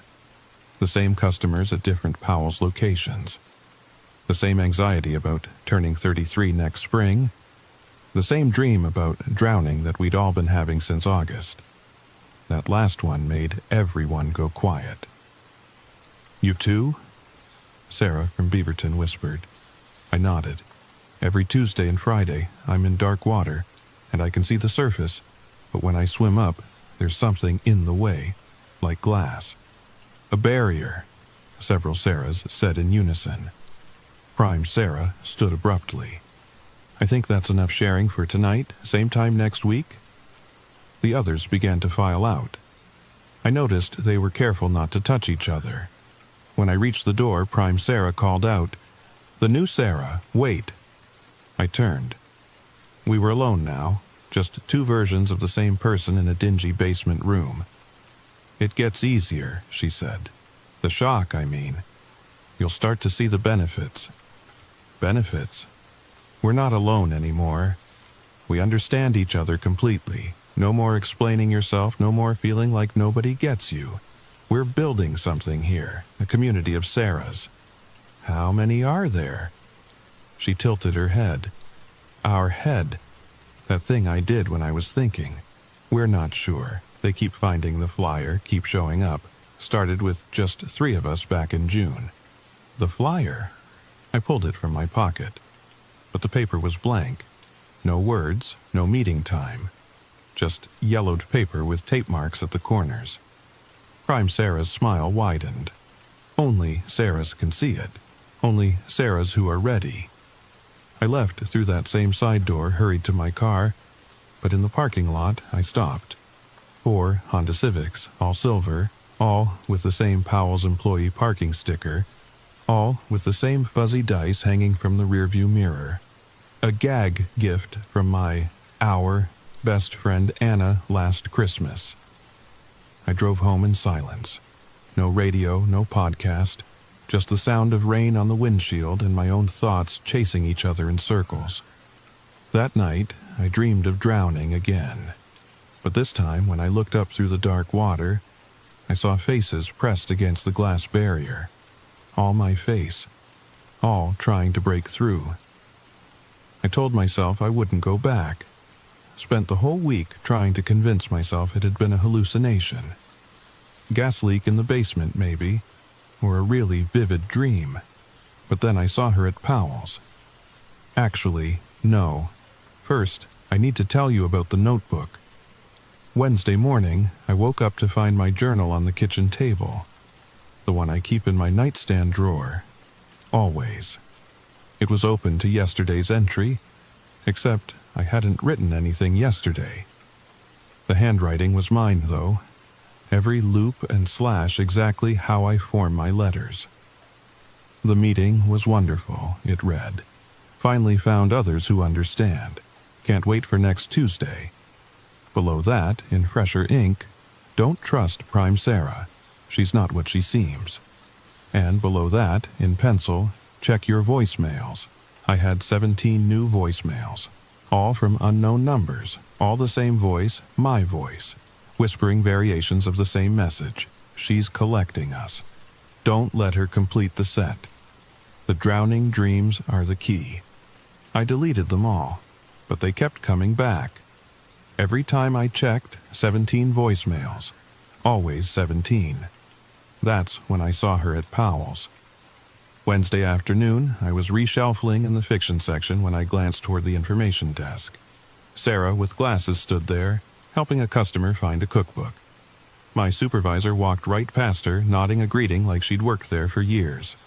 She caught me staring, winked, then went back to her customer as if it was the most normal thing in the world. Thursday, I saw 2 more. One in the coffee shop across the street, reading the exact book I'd bought but hadn't started yet. Another waiting at my usual bus stop, wearing the rain jacket I'd almost purchased last month but decided was too expensive. By Monday, I was seeing them everywhere. Not just glimpses, full sightings. Sarahs living their parallel lives in my city, shopping at my grocery store. Walking dogs in my neighborhood, dogs that looked suspiciously like the golden retriever I'd grown up with. I started taking different routes to work, shopping at different times. But it didn't matter. Portland was filling up with Sarahs, and only I seemed to notice. Anna didn't see them. When I pointed out Sarah from Beaverton at the food carts, Anna just saw a stranger. When I mentioned running into someone from group therapy at Powell's, my supervisor said I was the only Sarah on the schedule. Tuesday came again. I sat in my car outside St. Mary's for 20 minutes this time, watching. I counted 15 women entering through that side door, all my height, all with my walk, that slightly pigeon-toed gait I'd tried to correct in college. I went in. The circle was bigger now. 20 chairs, all full except one. They'd been waiting for me. "Welcome back," Prime Sarah said. "We're so glad you came." The meeting started the same way, introductions, stories. But something was different. The other Sarahs looked tired, drawn, like they hadn't been sleeping. "The dreams are getting worse," one said. Sarah from Milwaukee, apparently. When had out-of-state Sarahs started showing up? I can feel myself drowning, even when I'm awake now. Murmurs of agreement around the circle. "It's the convergence," Prime Sarah said. "We're getting closer." "Closer to what?" I asked. She looked at me with those familiar green eyes, but there was something else there now, something hungry, to becoming whole. The room felt smaller suddenly. The fluorescent light flickered again, and in the darkness between, I thought I saw more faces, more Sarahs, standing in the shadows outside our circle, watching, waiting. "You see them too," Glasses Sarah said. It wasn't a question. The ones who haven't found their way to group yet. They're drawn to us, but they can't quite cross over. Cross over from where? From all the places we could have been. Prime Sarah stood, began walking around the outside of the circle. Every choice creates a branch. Every moment splits reality. We're the Sarahs who made slightly different choices, but stayed close enough to overlap. That's not how physics works. Isn't it? She was behind me now. I could feel her breath on my neck. My breath. How many times have you stood at a crossroads and felt yourself split? Felt the other you, the one who made the different choice, walking away? Too many times. The job offer in Seattle I'd turned down. The apartment in Northeast I'd almost rented. The marriage proposal I'd said no to. "He proposed to you too?" a Sarah across the circle whispered. "David?" I nodded, throat tight. "I said yes," she continued. "Biggest mistake of my life. He was..." She stopped. We all knew what he was, what he'd done, or almost done, or would have done. The branches are collapsing. Prime Sarah returned to her seat. All the scattered Sarahs, all the possibilities, were coming together. The dreams are the first sign. Soon. Soon what? She smiled. We all smiled. The same sad, knowing smile. Soon there will only be one. The meeting ended abruptly. Again, that careful filing out, no touching. But as I reached the door, I felt a hand on my arm. Cold, too cold. I turned. It wasn't one of the Sarahs from the circle. This one was wrong. Her face was mine, but blurred, like a photograph taken through water. Her clothes were soaked, dripping onto the linoleum floor. "Don't come back," she whispered. Her voice was full of water. "It's not what you think. The convergence, it's not..." She flickered, disappeared, left only a puddle where she'd stood. But there was something in the puddle. A photograph. Waterlogged but visible. It showed all of us Sarahs standing in a circle. But we weren't in the basement. We were somewhere else, somewhere dark. And in the center, where Prime Sarah should have been, nothing. Just a black void shaped like a person. I pocketed the photo and ran. Up the stairs, through the side door, across the parking lot. 23 silver Honda Civics sat under the streetlights. I didn't know which was mine. They all had the same fuzzy dice, the same parking stickers, the same... But one had something different. A piece of paper under the windshield wiper. My handwriting again. Third from the left, trust yourself. Sarah who remembers. I picked the third car from the left. The key worked, of course it did. As I drove away, I saw them in the windows of the community center. Dozens of Sarahs, all watching, all waiting, all me. I tried to leave Portland. Wednesday morning, I packed a bag, called in sick to Powell's, and drove toward Seattle. Maybe distance would break whatever this was. Maybe I could outrun myself. I made it as far as Longview before I saw the roadblock. Not a police roadblock. A Sarah roadblock. 20 of them standing across I-5, all wearing the same rain jacket I had on. Cars passed right through them like they weren't there, but I could see them, and they could see me. I turned around.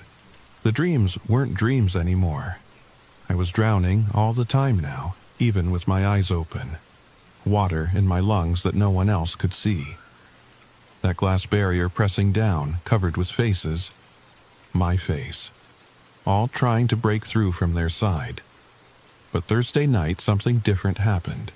In the dream, one of the faces pressed against the glass held up a sign. She's listening. Find the first Sarah. I woke up gasping. My sheets were soaked, but not with sweat. With lake water, I could smell it. That particular mix of algae and mud and something else. Something familiar. Lake Oswego, where one of the Sarahs said she was from. I called in sick Friday and drove out to Lake Oswego. I didn't know what I was looking for until I saw it. Millennium Plaza Park. The lake where I'd almost drowned when I was 8. Where my parents had pulled me out just in time. Where I'd seen, no, that was impossible. But I remembered now. Under the water, I'd seen another girl. She looked just like me. She was reaching up, trying to break through something invisible. I'd told my parents, but they said it was just oxygen deprivation. Hallucinations. The lake was calm that morning. Empty except for a woman sitting on the dock. She turned as I approached. Another Sarah, but this one was different. Older, maybe 40, 45. She smiled sadly. "You're starting to remember," she said. "Good. That means there's still time." "Time for what? Who are you?" "I'm Sarah," she said. "The first Sarah to escape her, or maybe the last. Time gets funny when you're stuck between possibilities." She patted the dock beside her. I sat, maintaining distance. 23 years ago, she said, I found a flyer, just like you, went to a support group, just like you. But back then she was calling herself Dr. Chen. My blood went cold. My therapist's name is Dr. Chen. Of course it is. She's been setting this up for months, years maybe, planting the seeds of doubt, making you question yourself, making you ready to see the flyer. But Dr. Chen is real. She has an office, other patients. She's as real as she needs to be. She feeds on doubt, on fractured identity, and what better way to create that than to slowly convince someone they're not whole, that they need to find themselves. The lake water lapped at the dock. In its surface I saw reflections. Not just mine and hers. Dozens of Sarahs, all at different ages, all trapped just beneath. The convergence isn't about bringing us together, older Sarah continued. It's about consuming us. Every Sarah she collects makes her stronger, more real, more able to hunt. So, stop going to the meetings. Warn the others. She laughed bitterly. You think you're the first to try. I've been warning Sarahs for 23 years, but once you've seen the flyer, once you've felt that pull, you always go back. The doubt she's planted is too strong. Then what do? Find the real first Sarah, the original, before she was split, before the doubt took hold. She's the key to stopping this. How do I find her? Older Sarah stood, brushing off her jeans. Same way you found me. Remember the first time you felt split. The first time you wondered if you were real. Before the therapy, before the dreams. Remember. She walked away, leaving me alone on the dock. In the lake's reflection, the trapped Sarahs pressed against the surface, all mouthing the same word. Remember.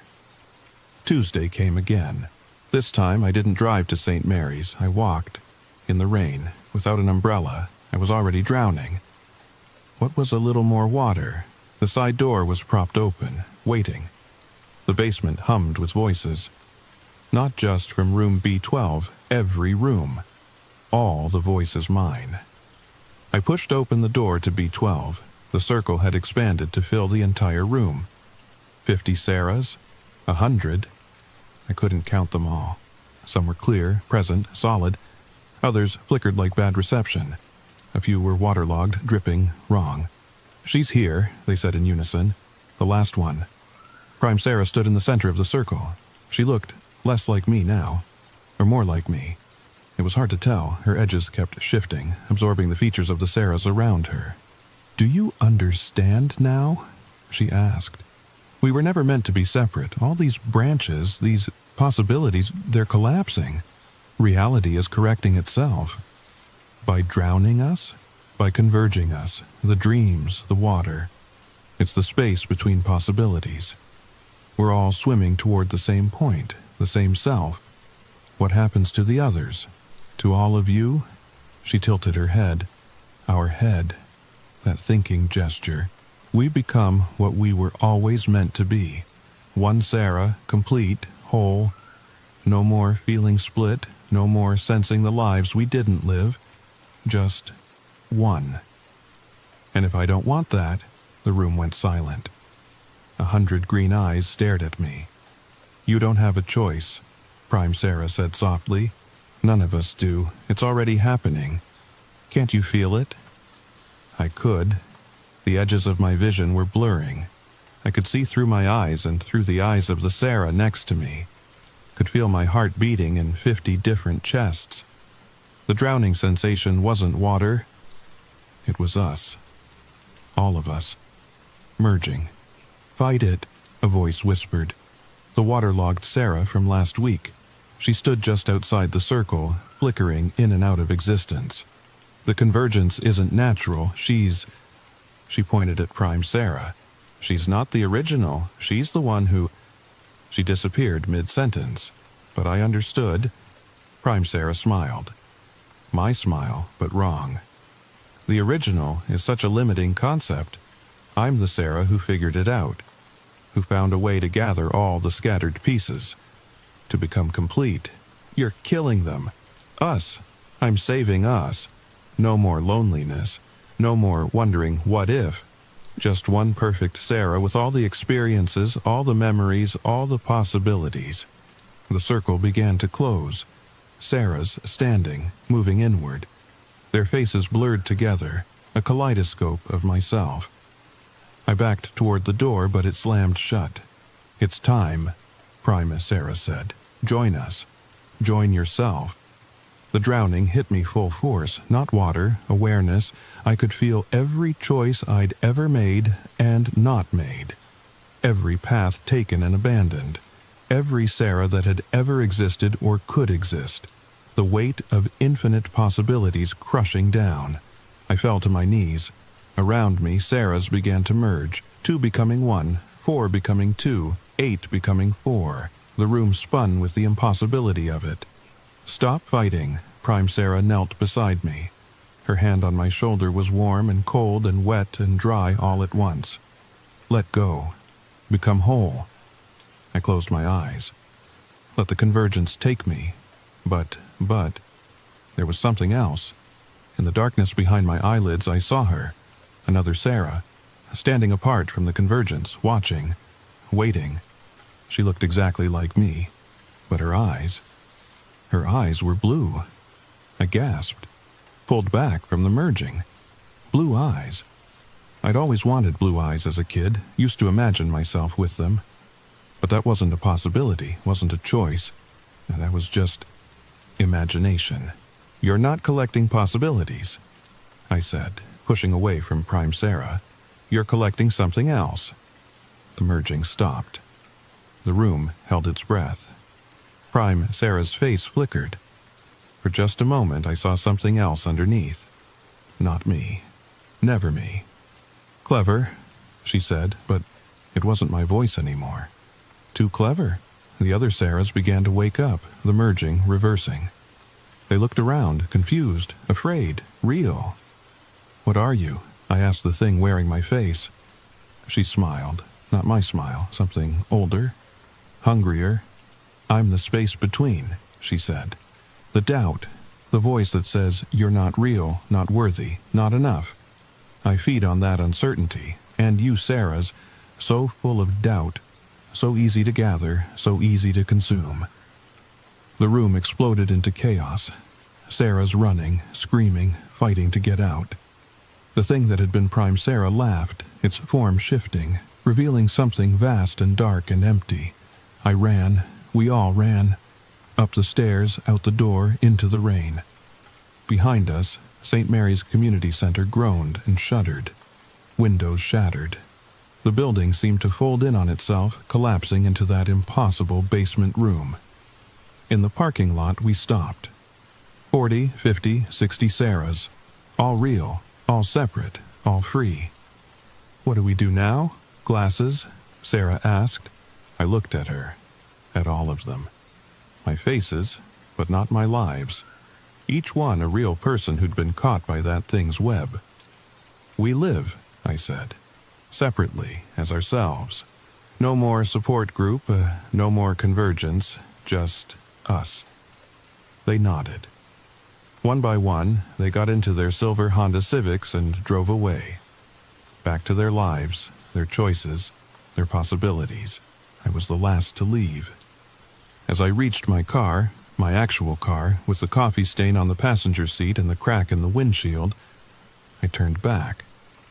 St. Mary's Community Center stood intact, no broken windows, no collapse. Just an old brick building in the rain.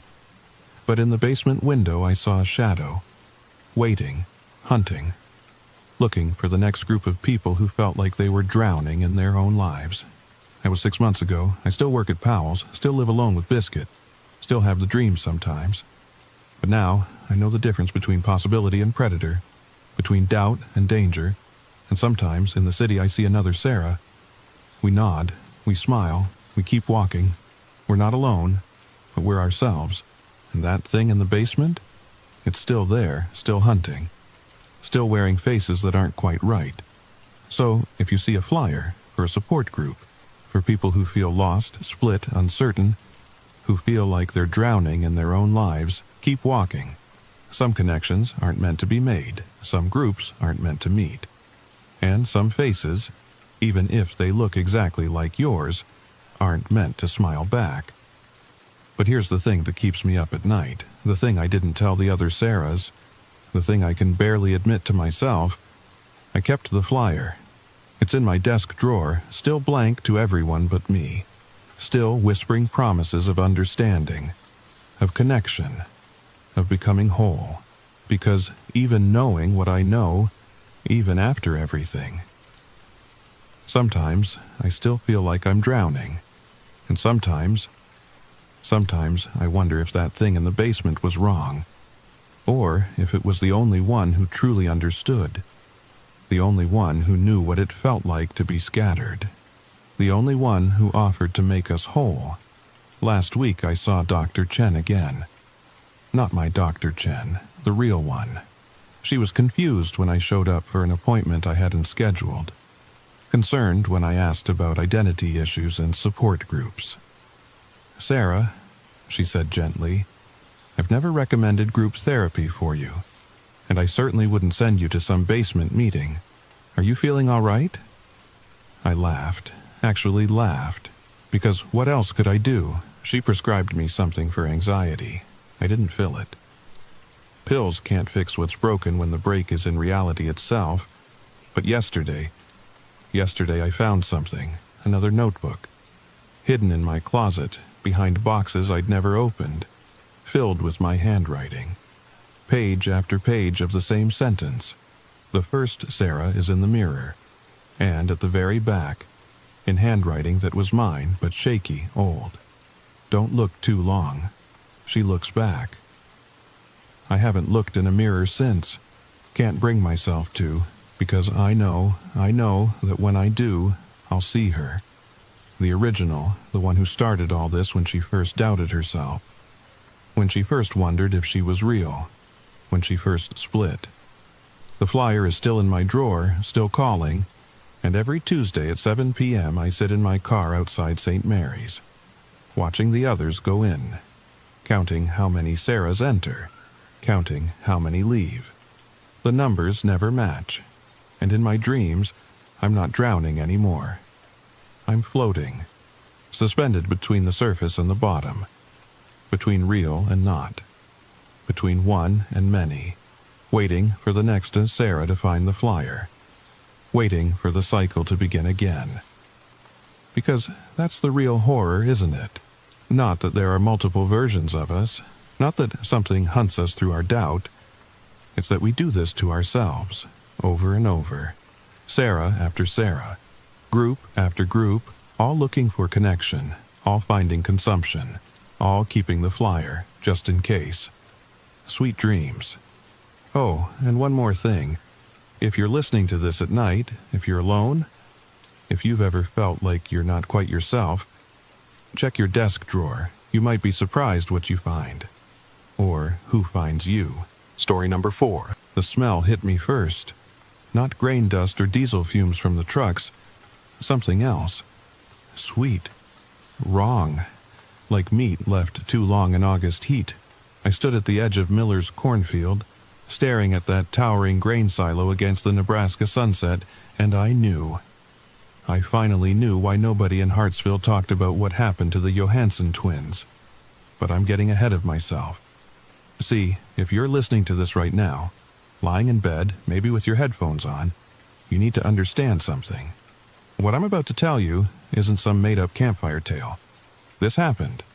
And somewhere out there, in another small farming town just like mine, it's probably happening again. So, before I tell you my story, do me a favor, hit that subscribe button. Not for me, but because after you hear this, you're going to want to warn others. You're going to need to share this, trust me. All right, deep breath, here we go. My name's Tyler Brennan, and until 3 weeks ago, I thought I knew everything about Hartsville, Nebraska. Population 2,847. 1 stoplight, 2 churches, 3 bars, and that massive grain silo on the edge of town that nobody, and I mean nobody, ever talked about. I just come back from college in Lincoln. 4 years studying agricultural science, thinking I'd help modernize our family farm. Dad picked me up from the bus station in his beat-up F-150, country music crackling through blown speakers. Everything felt exactly the same. The water tower still needed painting. Mrs. Henderson's roses still grew wild over her fence. Even the temperature on the bank sign still blinked between time and temperature like it had since 1987. "Good to have you home, son," Dad said. But his smile seemed tight, forced. That first week back was strange. Not obviously strange, just off. Like when you know a storm's coming hours before the clouds roll in. People would start conversations, then trail off mid-sentence. Groups would scatter when I walked into Donnie's diner. And everyone kept glancing toward the grain silo. It stood there like it always had. 120 feet of weathered concrete and steel, built back in '58 according to the faded sign, but something was different. Took me 3 days to figure out what. No birds. You ever notice how birds love grain silos? Pigeons, sparrows, even crows, they're always perched on them, diving for spilled grain. But not this one, not a single bird within 50 yards of it. I asked Dad about it over dinner, just casual-like, while Mom served her famous pot roast. Hey, why doesn't anyone use the old silo anymore? The sound of forks hitting plates was deafening. Mom's hand shook as she poured gravy. Dad stared at his food like it held the secrets of the universe. My younger sister Emma usually couldn't shut up about her high school drama. Suddenly found her green beans fascinating. Some things, Dad finally said, are better left alone, Tyler. That's when I knew. whatever was wrong in Hartsville. It started with that silo. I spent the next few days asking around. Subtle questions at first. Jim at the hardware store just shook his head and walked to the back room. Sarah at the post office pretended she didn't hear me. Even my best friend from high school, Marcus, just laughed nervously and changed the subject. But I kept pushing. And finally, someone talked. It was old Pete, 92 years old, half-blind, and usually drunk by noon. I found him on his porch, bourbon in hand, staring at nothing. "You really want to know about the silo, college boy?" I nodded. He took a long swig. "Built in 58, like the sign says. Worked fine for, 20 years. Then in 78 something changed." "Changed how?" His milky eyes found mine. Grain started disappearing.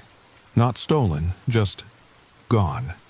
100 tons here, 50 tons there. Silos don't just leak grain, boy. It goes somewhere. So they stopped using it. They tried to fix it. Brought in engineers, inspectors. Found nothing wrong. He leaned forward, bourbon breath hot on my face. Then the Holbrook girl went missing. My blood chilled. Missing? Little Amy Holbrook, 8 years old, playing hide-and-seek with her cousins. They found her shoe. He pointed a trembling finger toward the silo. Right at the base, never found nothing else. But that could have been then the Carver boy in 82, the Martinez kid in 89, the Johansson twins in 07. His voice dropped to a whisper. Always children. Always near the silo. Always gone. I wanted to laugh, to dismiss it as a small-town superstition, but the fear in his eyes was real. "Pete, what do you think happened to them?"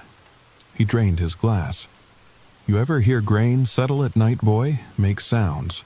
Creaking, shifting. But sometimes if you listen real close and you can hear something else in there, something big. Something that ain't got no business being in no grain silo." That night I couldn't sleep. Pete's words echoed in my head. I lay there, staring at the ceiling, trying to rationalize everything. Kids go missing sometimes. It's tragic, but it happens. And grain silos make noise, that's physics. Thermal expansion. Settling, nothing supernatural about it. But at 2 a.m. I gave up and got dressed. The town was dead quiet, no cars. No lights, except the street lamps buzzing with moths. I walked down Main Street, past the darkened shops, toward the edge of town where the silo waited. It looked different at night. Bigger, somehow. The moon was full, casting long shadows across Miller's cornfield. The silo stood like a monument to... what? Progress? Or something else? I stopped about 30 feet away, close enough to see details, but far enough to run if I needed to. God, why was I even thinking that? The structure was solid concrete, with a steel access door at the base and another higher up for maintenance. Ladder rungs were built into the side. Everything looked normal. Abandoned, sure, but normal. Then I heard it. A sound from inside, not grain settling, not metal creaking. Something else. Like breathing, but too big, too deep, like something massive filling its lungs. I took a step back, then another. The breathing stopped, and then, I swear to God, something moved inside. The whole structure seemed to shift slightly. Dust fell from invisible cracks, and from somewhere deep within came a sound that made my spine turn to ice. A child's laughter. Faint, echoing, wrong. I ran, sprinted back to my truck and drove home with my hands shaking on the wheel. But I couldn't let it go. Whatever was in there, whatever took those kids, someone had to do something. I started researching the next day. Town records, newspaper archives, everything I could find about the silo and the missing children. What I found made no sense. The silo was built by Hartsville Grain Company in 1958. Normal construction, normal operation. Then in 1978, exactly like Pete said, they started reporting grain losses. Massive losses. The company brought in expert after expert. They found no leaks, no theft, no explanation. Then I found the inspection report from 1979. The inspector, a man named David Walsh, noted something odd. The interior dimensions didn't match the exterior. According to his measurements, the silo was 15 feet narrower on the inside than it should have been. 15 feet of solid concrete? That made no sense. Unless something else was in there. Something that needed space. I dug deeper, found construction photos from 1958. Normal silo build, except there were gaps in the photo record. 3 weeks in September where no progress photos were taken. When they resumed, the silo was nearly complete. What happened during those 3 weeks? I was so absorbed in research I didn't hear Emma come into my room. "Tyler, you need to stop." I spun around. My 17-year-old sister stood in the doorway, face pale. "Stop what?" "Asking about the silo. Mom and Dad are scared. Everyone's scared." "Emma, what do you know?" She bit her lip, looked over her shoulder, then closed the door. "Remember when I was 12? That summer I went to stay with Aunt Carol in Omaha?" I nodded. I didn't go to Aunt Carol's. Her voice was barely a whisper. I went to the silo one night with Rebecca and Julie. We were doing that stupid Charlie challenge. Thought it would be funny to do it somewhere creepy. My blood ran cold. "Emma, we were there maybe 5 minutes when we heard it. The breathing. Then Rebecca said she saw eyes. Glowing eyes in the access hatch. We ran, but..." She was shaking now. "But Rebecca didn't make it home." "What do you mean?" "She was right behind us, right there. But when we got to Main Street, she was gone. We went back, found her bike. But Rebecca was just gone." "Emma, why didn't you..." "They found her 3 days later, walking out of Miller's cornfield, no memory of what happened. But Tyler..." She grabbed my arm. "She was different after. Wouldn't eat, wouldn't sleep, just kept drawing pictures of eyes. Huge eyes. And 3 months later, her family moved away. No forwarding address, no goodbye." The room felt colder. "There are others," Emma whispered. "Kids who got too close and survived. But they all leave, every single one. It's like it marks them somehow." After Emma left, I sat in the dark thinking. Part of me wanted to pack up and leave, go back to Lincoln, pretend I never came home. But another part, the stubborn part that got me through college, needed answers. I spent the next week watching the silo, not approaching it, just watching. Parked my truck at different spots around town where I could see it. Made notes, looking for patterns, and I found them. Every third night, around 3 a.m., lights would flicker inside. Not electric lights, something softer, like bioluminescence. They'd pulse in patterns, almost like communication. Delivery trucks avoided that side of town completely. I followed one driver to Donnie's diner and bought him coffee. After 3 cups and a promise I wouldn't use his name, he talked. GPS goes haywire near that thing. Compass spins. Radio turns to static. Company policy is to take the long way around. Been that way since before I started driving. How long's that? 15 years, but my dad drove grain trucks too. Said it was the same in his day. I showed him the inspection report about the dimensions. He studied it, frowning. That can't be right. You can't have space just disappear like that. Unless it's not empty space. He pushed the paper back. "Look, kid, I got a family, mortgage. I don't ask questions about that place, and neither should you." But I couldn't stop. The next morning, I went to the library. Mrs. Patterson, the librarian since forever, watched me pull book after book about local history. "Tyler Brennan," she finally said. "Some knowledge ain't worth having. Mrs. Patterson, please, I just want to understand." She looked around the empty library, sighed, then disappeared into the back room. She returned with a leather journal, brittle with age. This was my grandmother's. She helped build that silo. Was the company secretary? She handed it to me. Read it, then burn it, and never speak of it again. I took the journal home, locked my door, and read. The entries started normal. Supply orders, worker schedules, progress reports. Then came September 1958. September 3rd, Mr. Hartsville brought in special consultants today. Foreign men don't speak English. They're modifying the blueprints. September 7th, night work only now. Workers sworn to secrecy, extra pay to keep quiet. September 15th, something went wrong last night. 3 workers missing. Mr. Hartsville says they quit, but their trucks are still here. September 18th, the consultants brought something. A container. Metal, covered in symbols. They built it into the foundation. I wasn't supposed to see. September 22nd, it's in there now. God help us. It's in there. The consultants are gone. Mr. Hartsville says everything is fine. But I hear it at night, we all do. September 30th, grand opening tomorrow. Mr. Hartsville says if anyone talks, their families will suffer. I believe him. May God forgive us for what we've done. The entries stopped there. I sat back, mind reeling. They built something into the silo. Deliberately. But what? And why? That night, I made a decision. Maybe stupid, definitely dangerous. But I had to know. I gathered supplies. Flashlight, rope, camera, knife, though I didn't know what good it would do. At 2 a.m., I drove to the silo. The access door was padlocked, but the lock was old, rusted. 5 minutes with a crowbar and it snapped.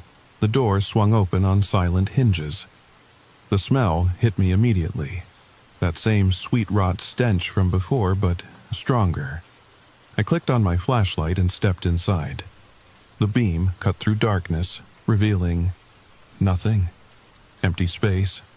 Concrete walls curving up into blackness, but the dimensions were wrong, just like the report said. The space was too small. I played my light along the walls. Smooth concrete except there, about 10 feet up. Symbols carved deep. The same kind mentioned in the journal? I pulled out my camera, started taking pictures. The flash lit up the space in stark bursts. That's when I saw them. Scratches, hundreds of them. Names carved desperately into the concrete. Help me, Mommy, it hurts, and among them, Amy H., 1978. My hands shook. These were... The breathing started, deep, rhythmic, coming from the walls themselves. I backed toward the door, the breathing got louder, and then the walls moved, bulged outward like something massive pressing against them from inside. From somewhere above came that child's laughter again. But now I could hear what it really was.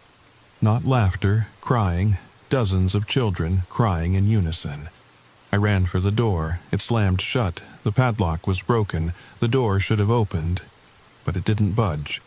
I threw my shoulder against it. Nothing.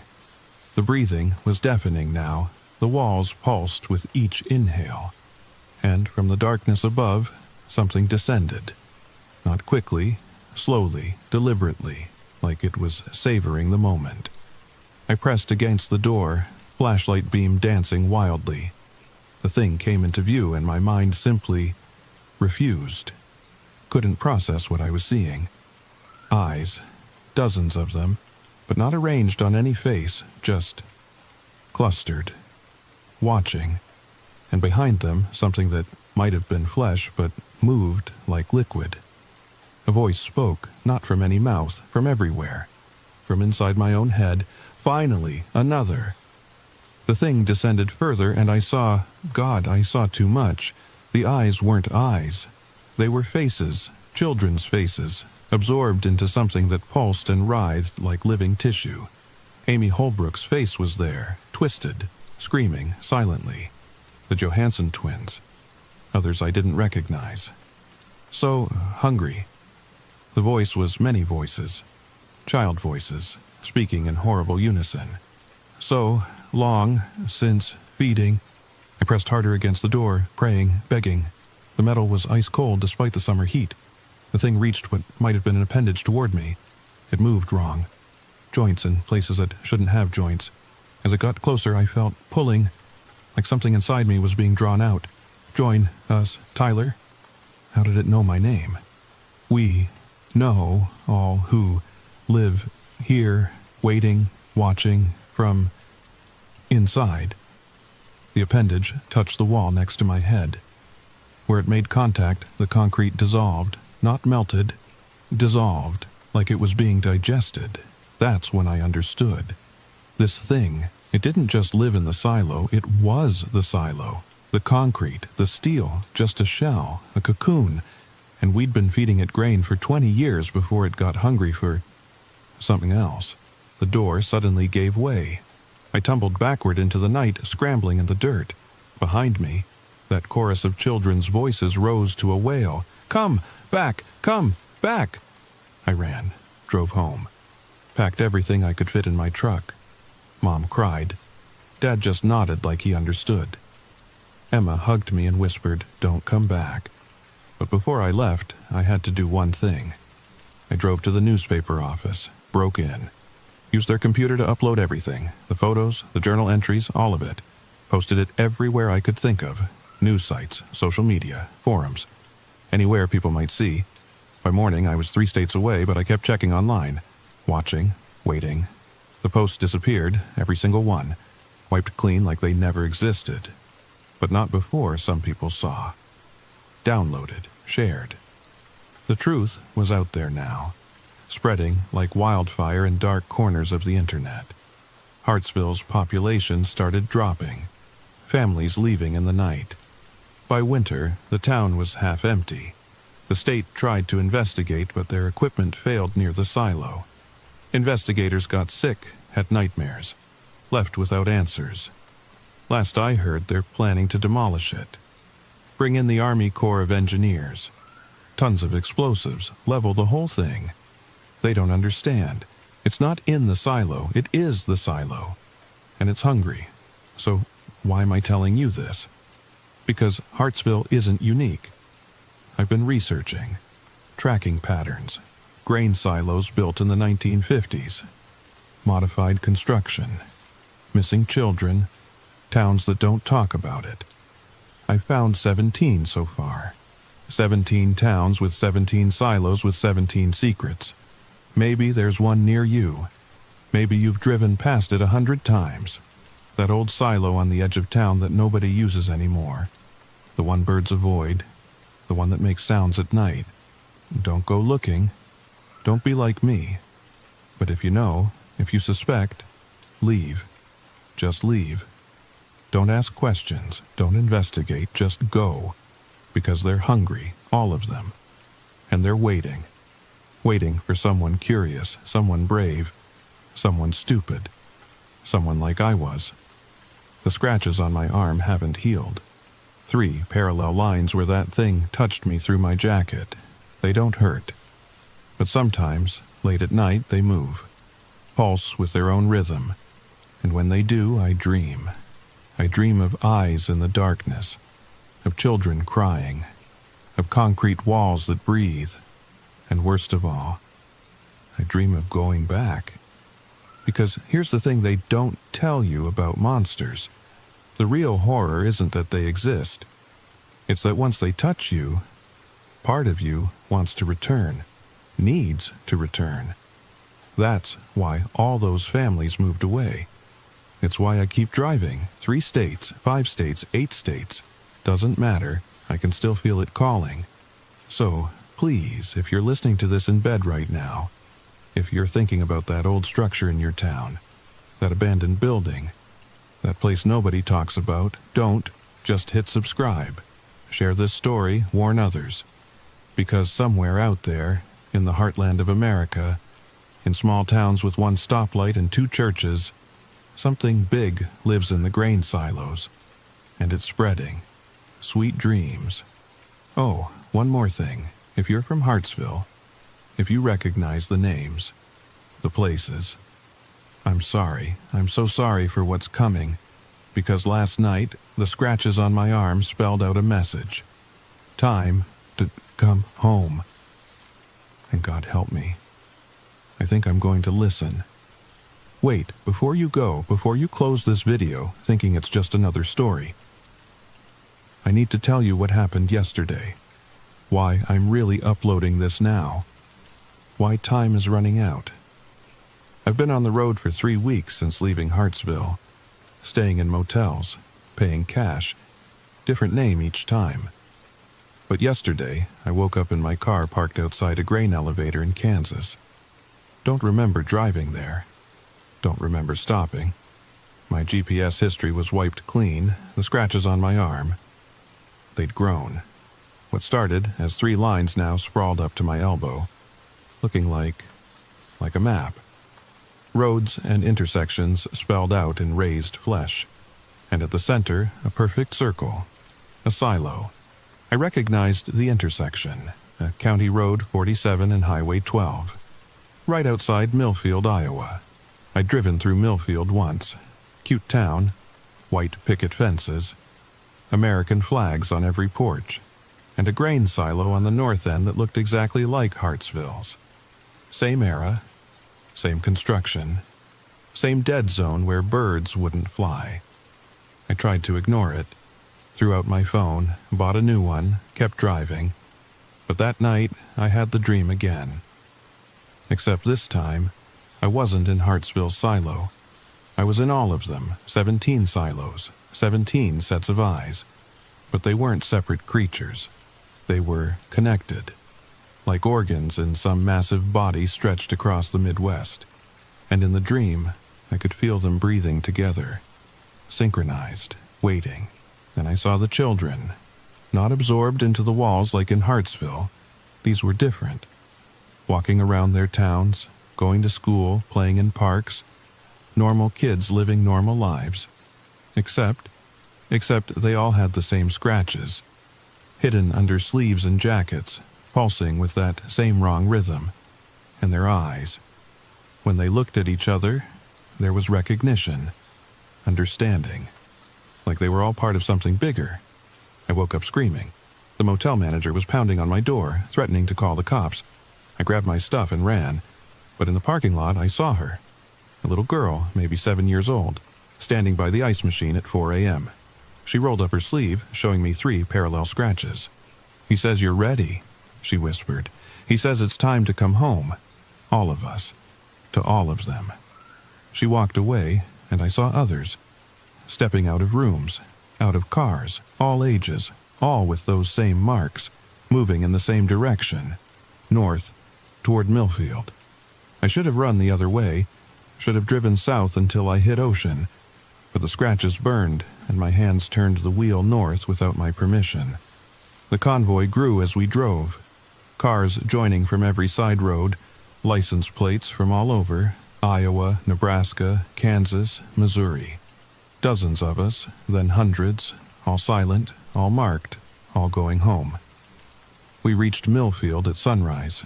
The town was empty, like everyone knew to leave, storefronts dark, streets deserted.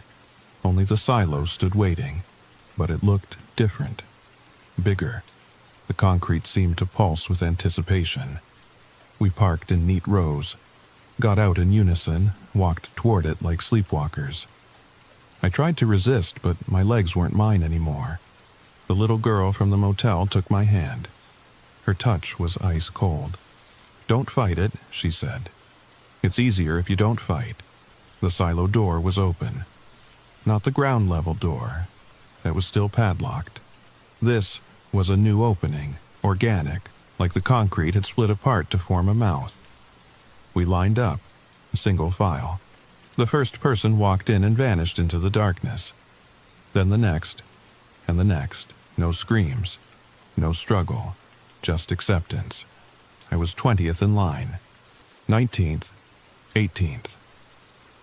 Close enough now to see inside, to see what waited. It wasn't darkness in there, It was something worse. Space that didn't follow rules. Geometry that hurt to perceive. And floating in that impossible space, the children. All the missing children from 70 years. Not dead, not alive. Something in between. Connected by threads of light to something massive and ancient and hungry. 10 people ahead, 9, 8. That's when I felt it. The full weight of what was happening. This wasn't just feeding time. This was reproduction. Division. The thing in Hartsville was sending out spores. Human spores. To seed new silos, new towns, new hunting grounds. 5 people ahead. 4. The little girl squeezed my hand. "It's beautiful inside," she said. "You'll see. We all float. We all dream. We all become." 3, 2, I stood at the threshold. The space beyond defied understanding, but I could see them all. The missing children, the absorbed ones, floating like stars in an organic cosmos, their faces peaceful, their eyes empty, their mouths moving in unison, speaking words in no human language. "Come," they said with one voice. "Come home." My foot lifted, started to step forward. The scratches on my arm blazed with joy, and then my phone rang. The spell shattered, just for a second. But a second was enough. I yanked my hand from the girl's grip and ran. Behind me, hundreds of voices rose in frustration. The phone kept ringing. Unknown number. I answered while running. "Tyler!" Emma's voice, my sister. "Tyler, I know you threw away your phone, but I had to try. I've been calling random numbers all night. Tyler, if this is you..." "The Army? They're not going to demolish just Hartsville. They know about all of them. They're going to hit them all at once.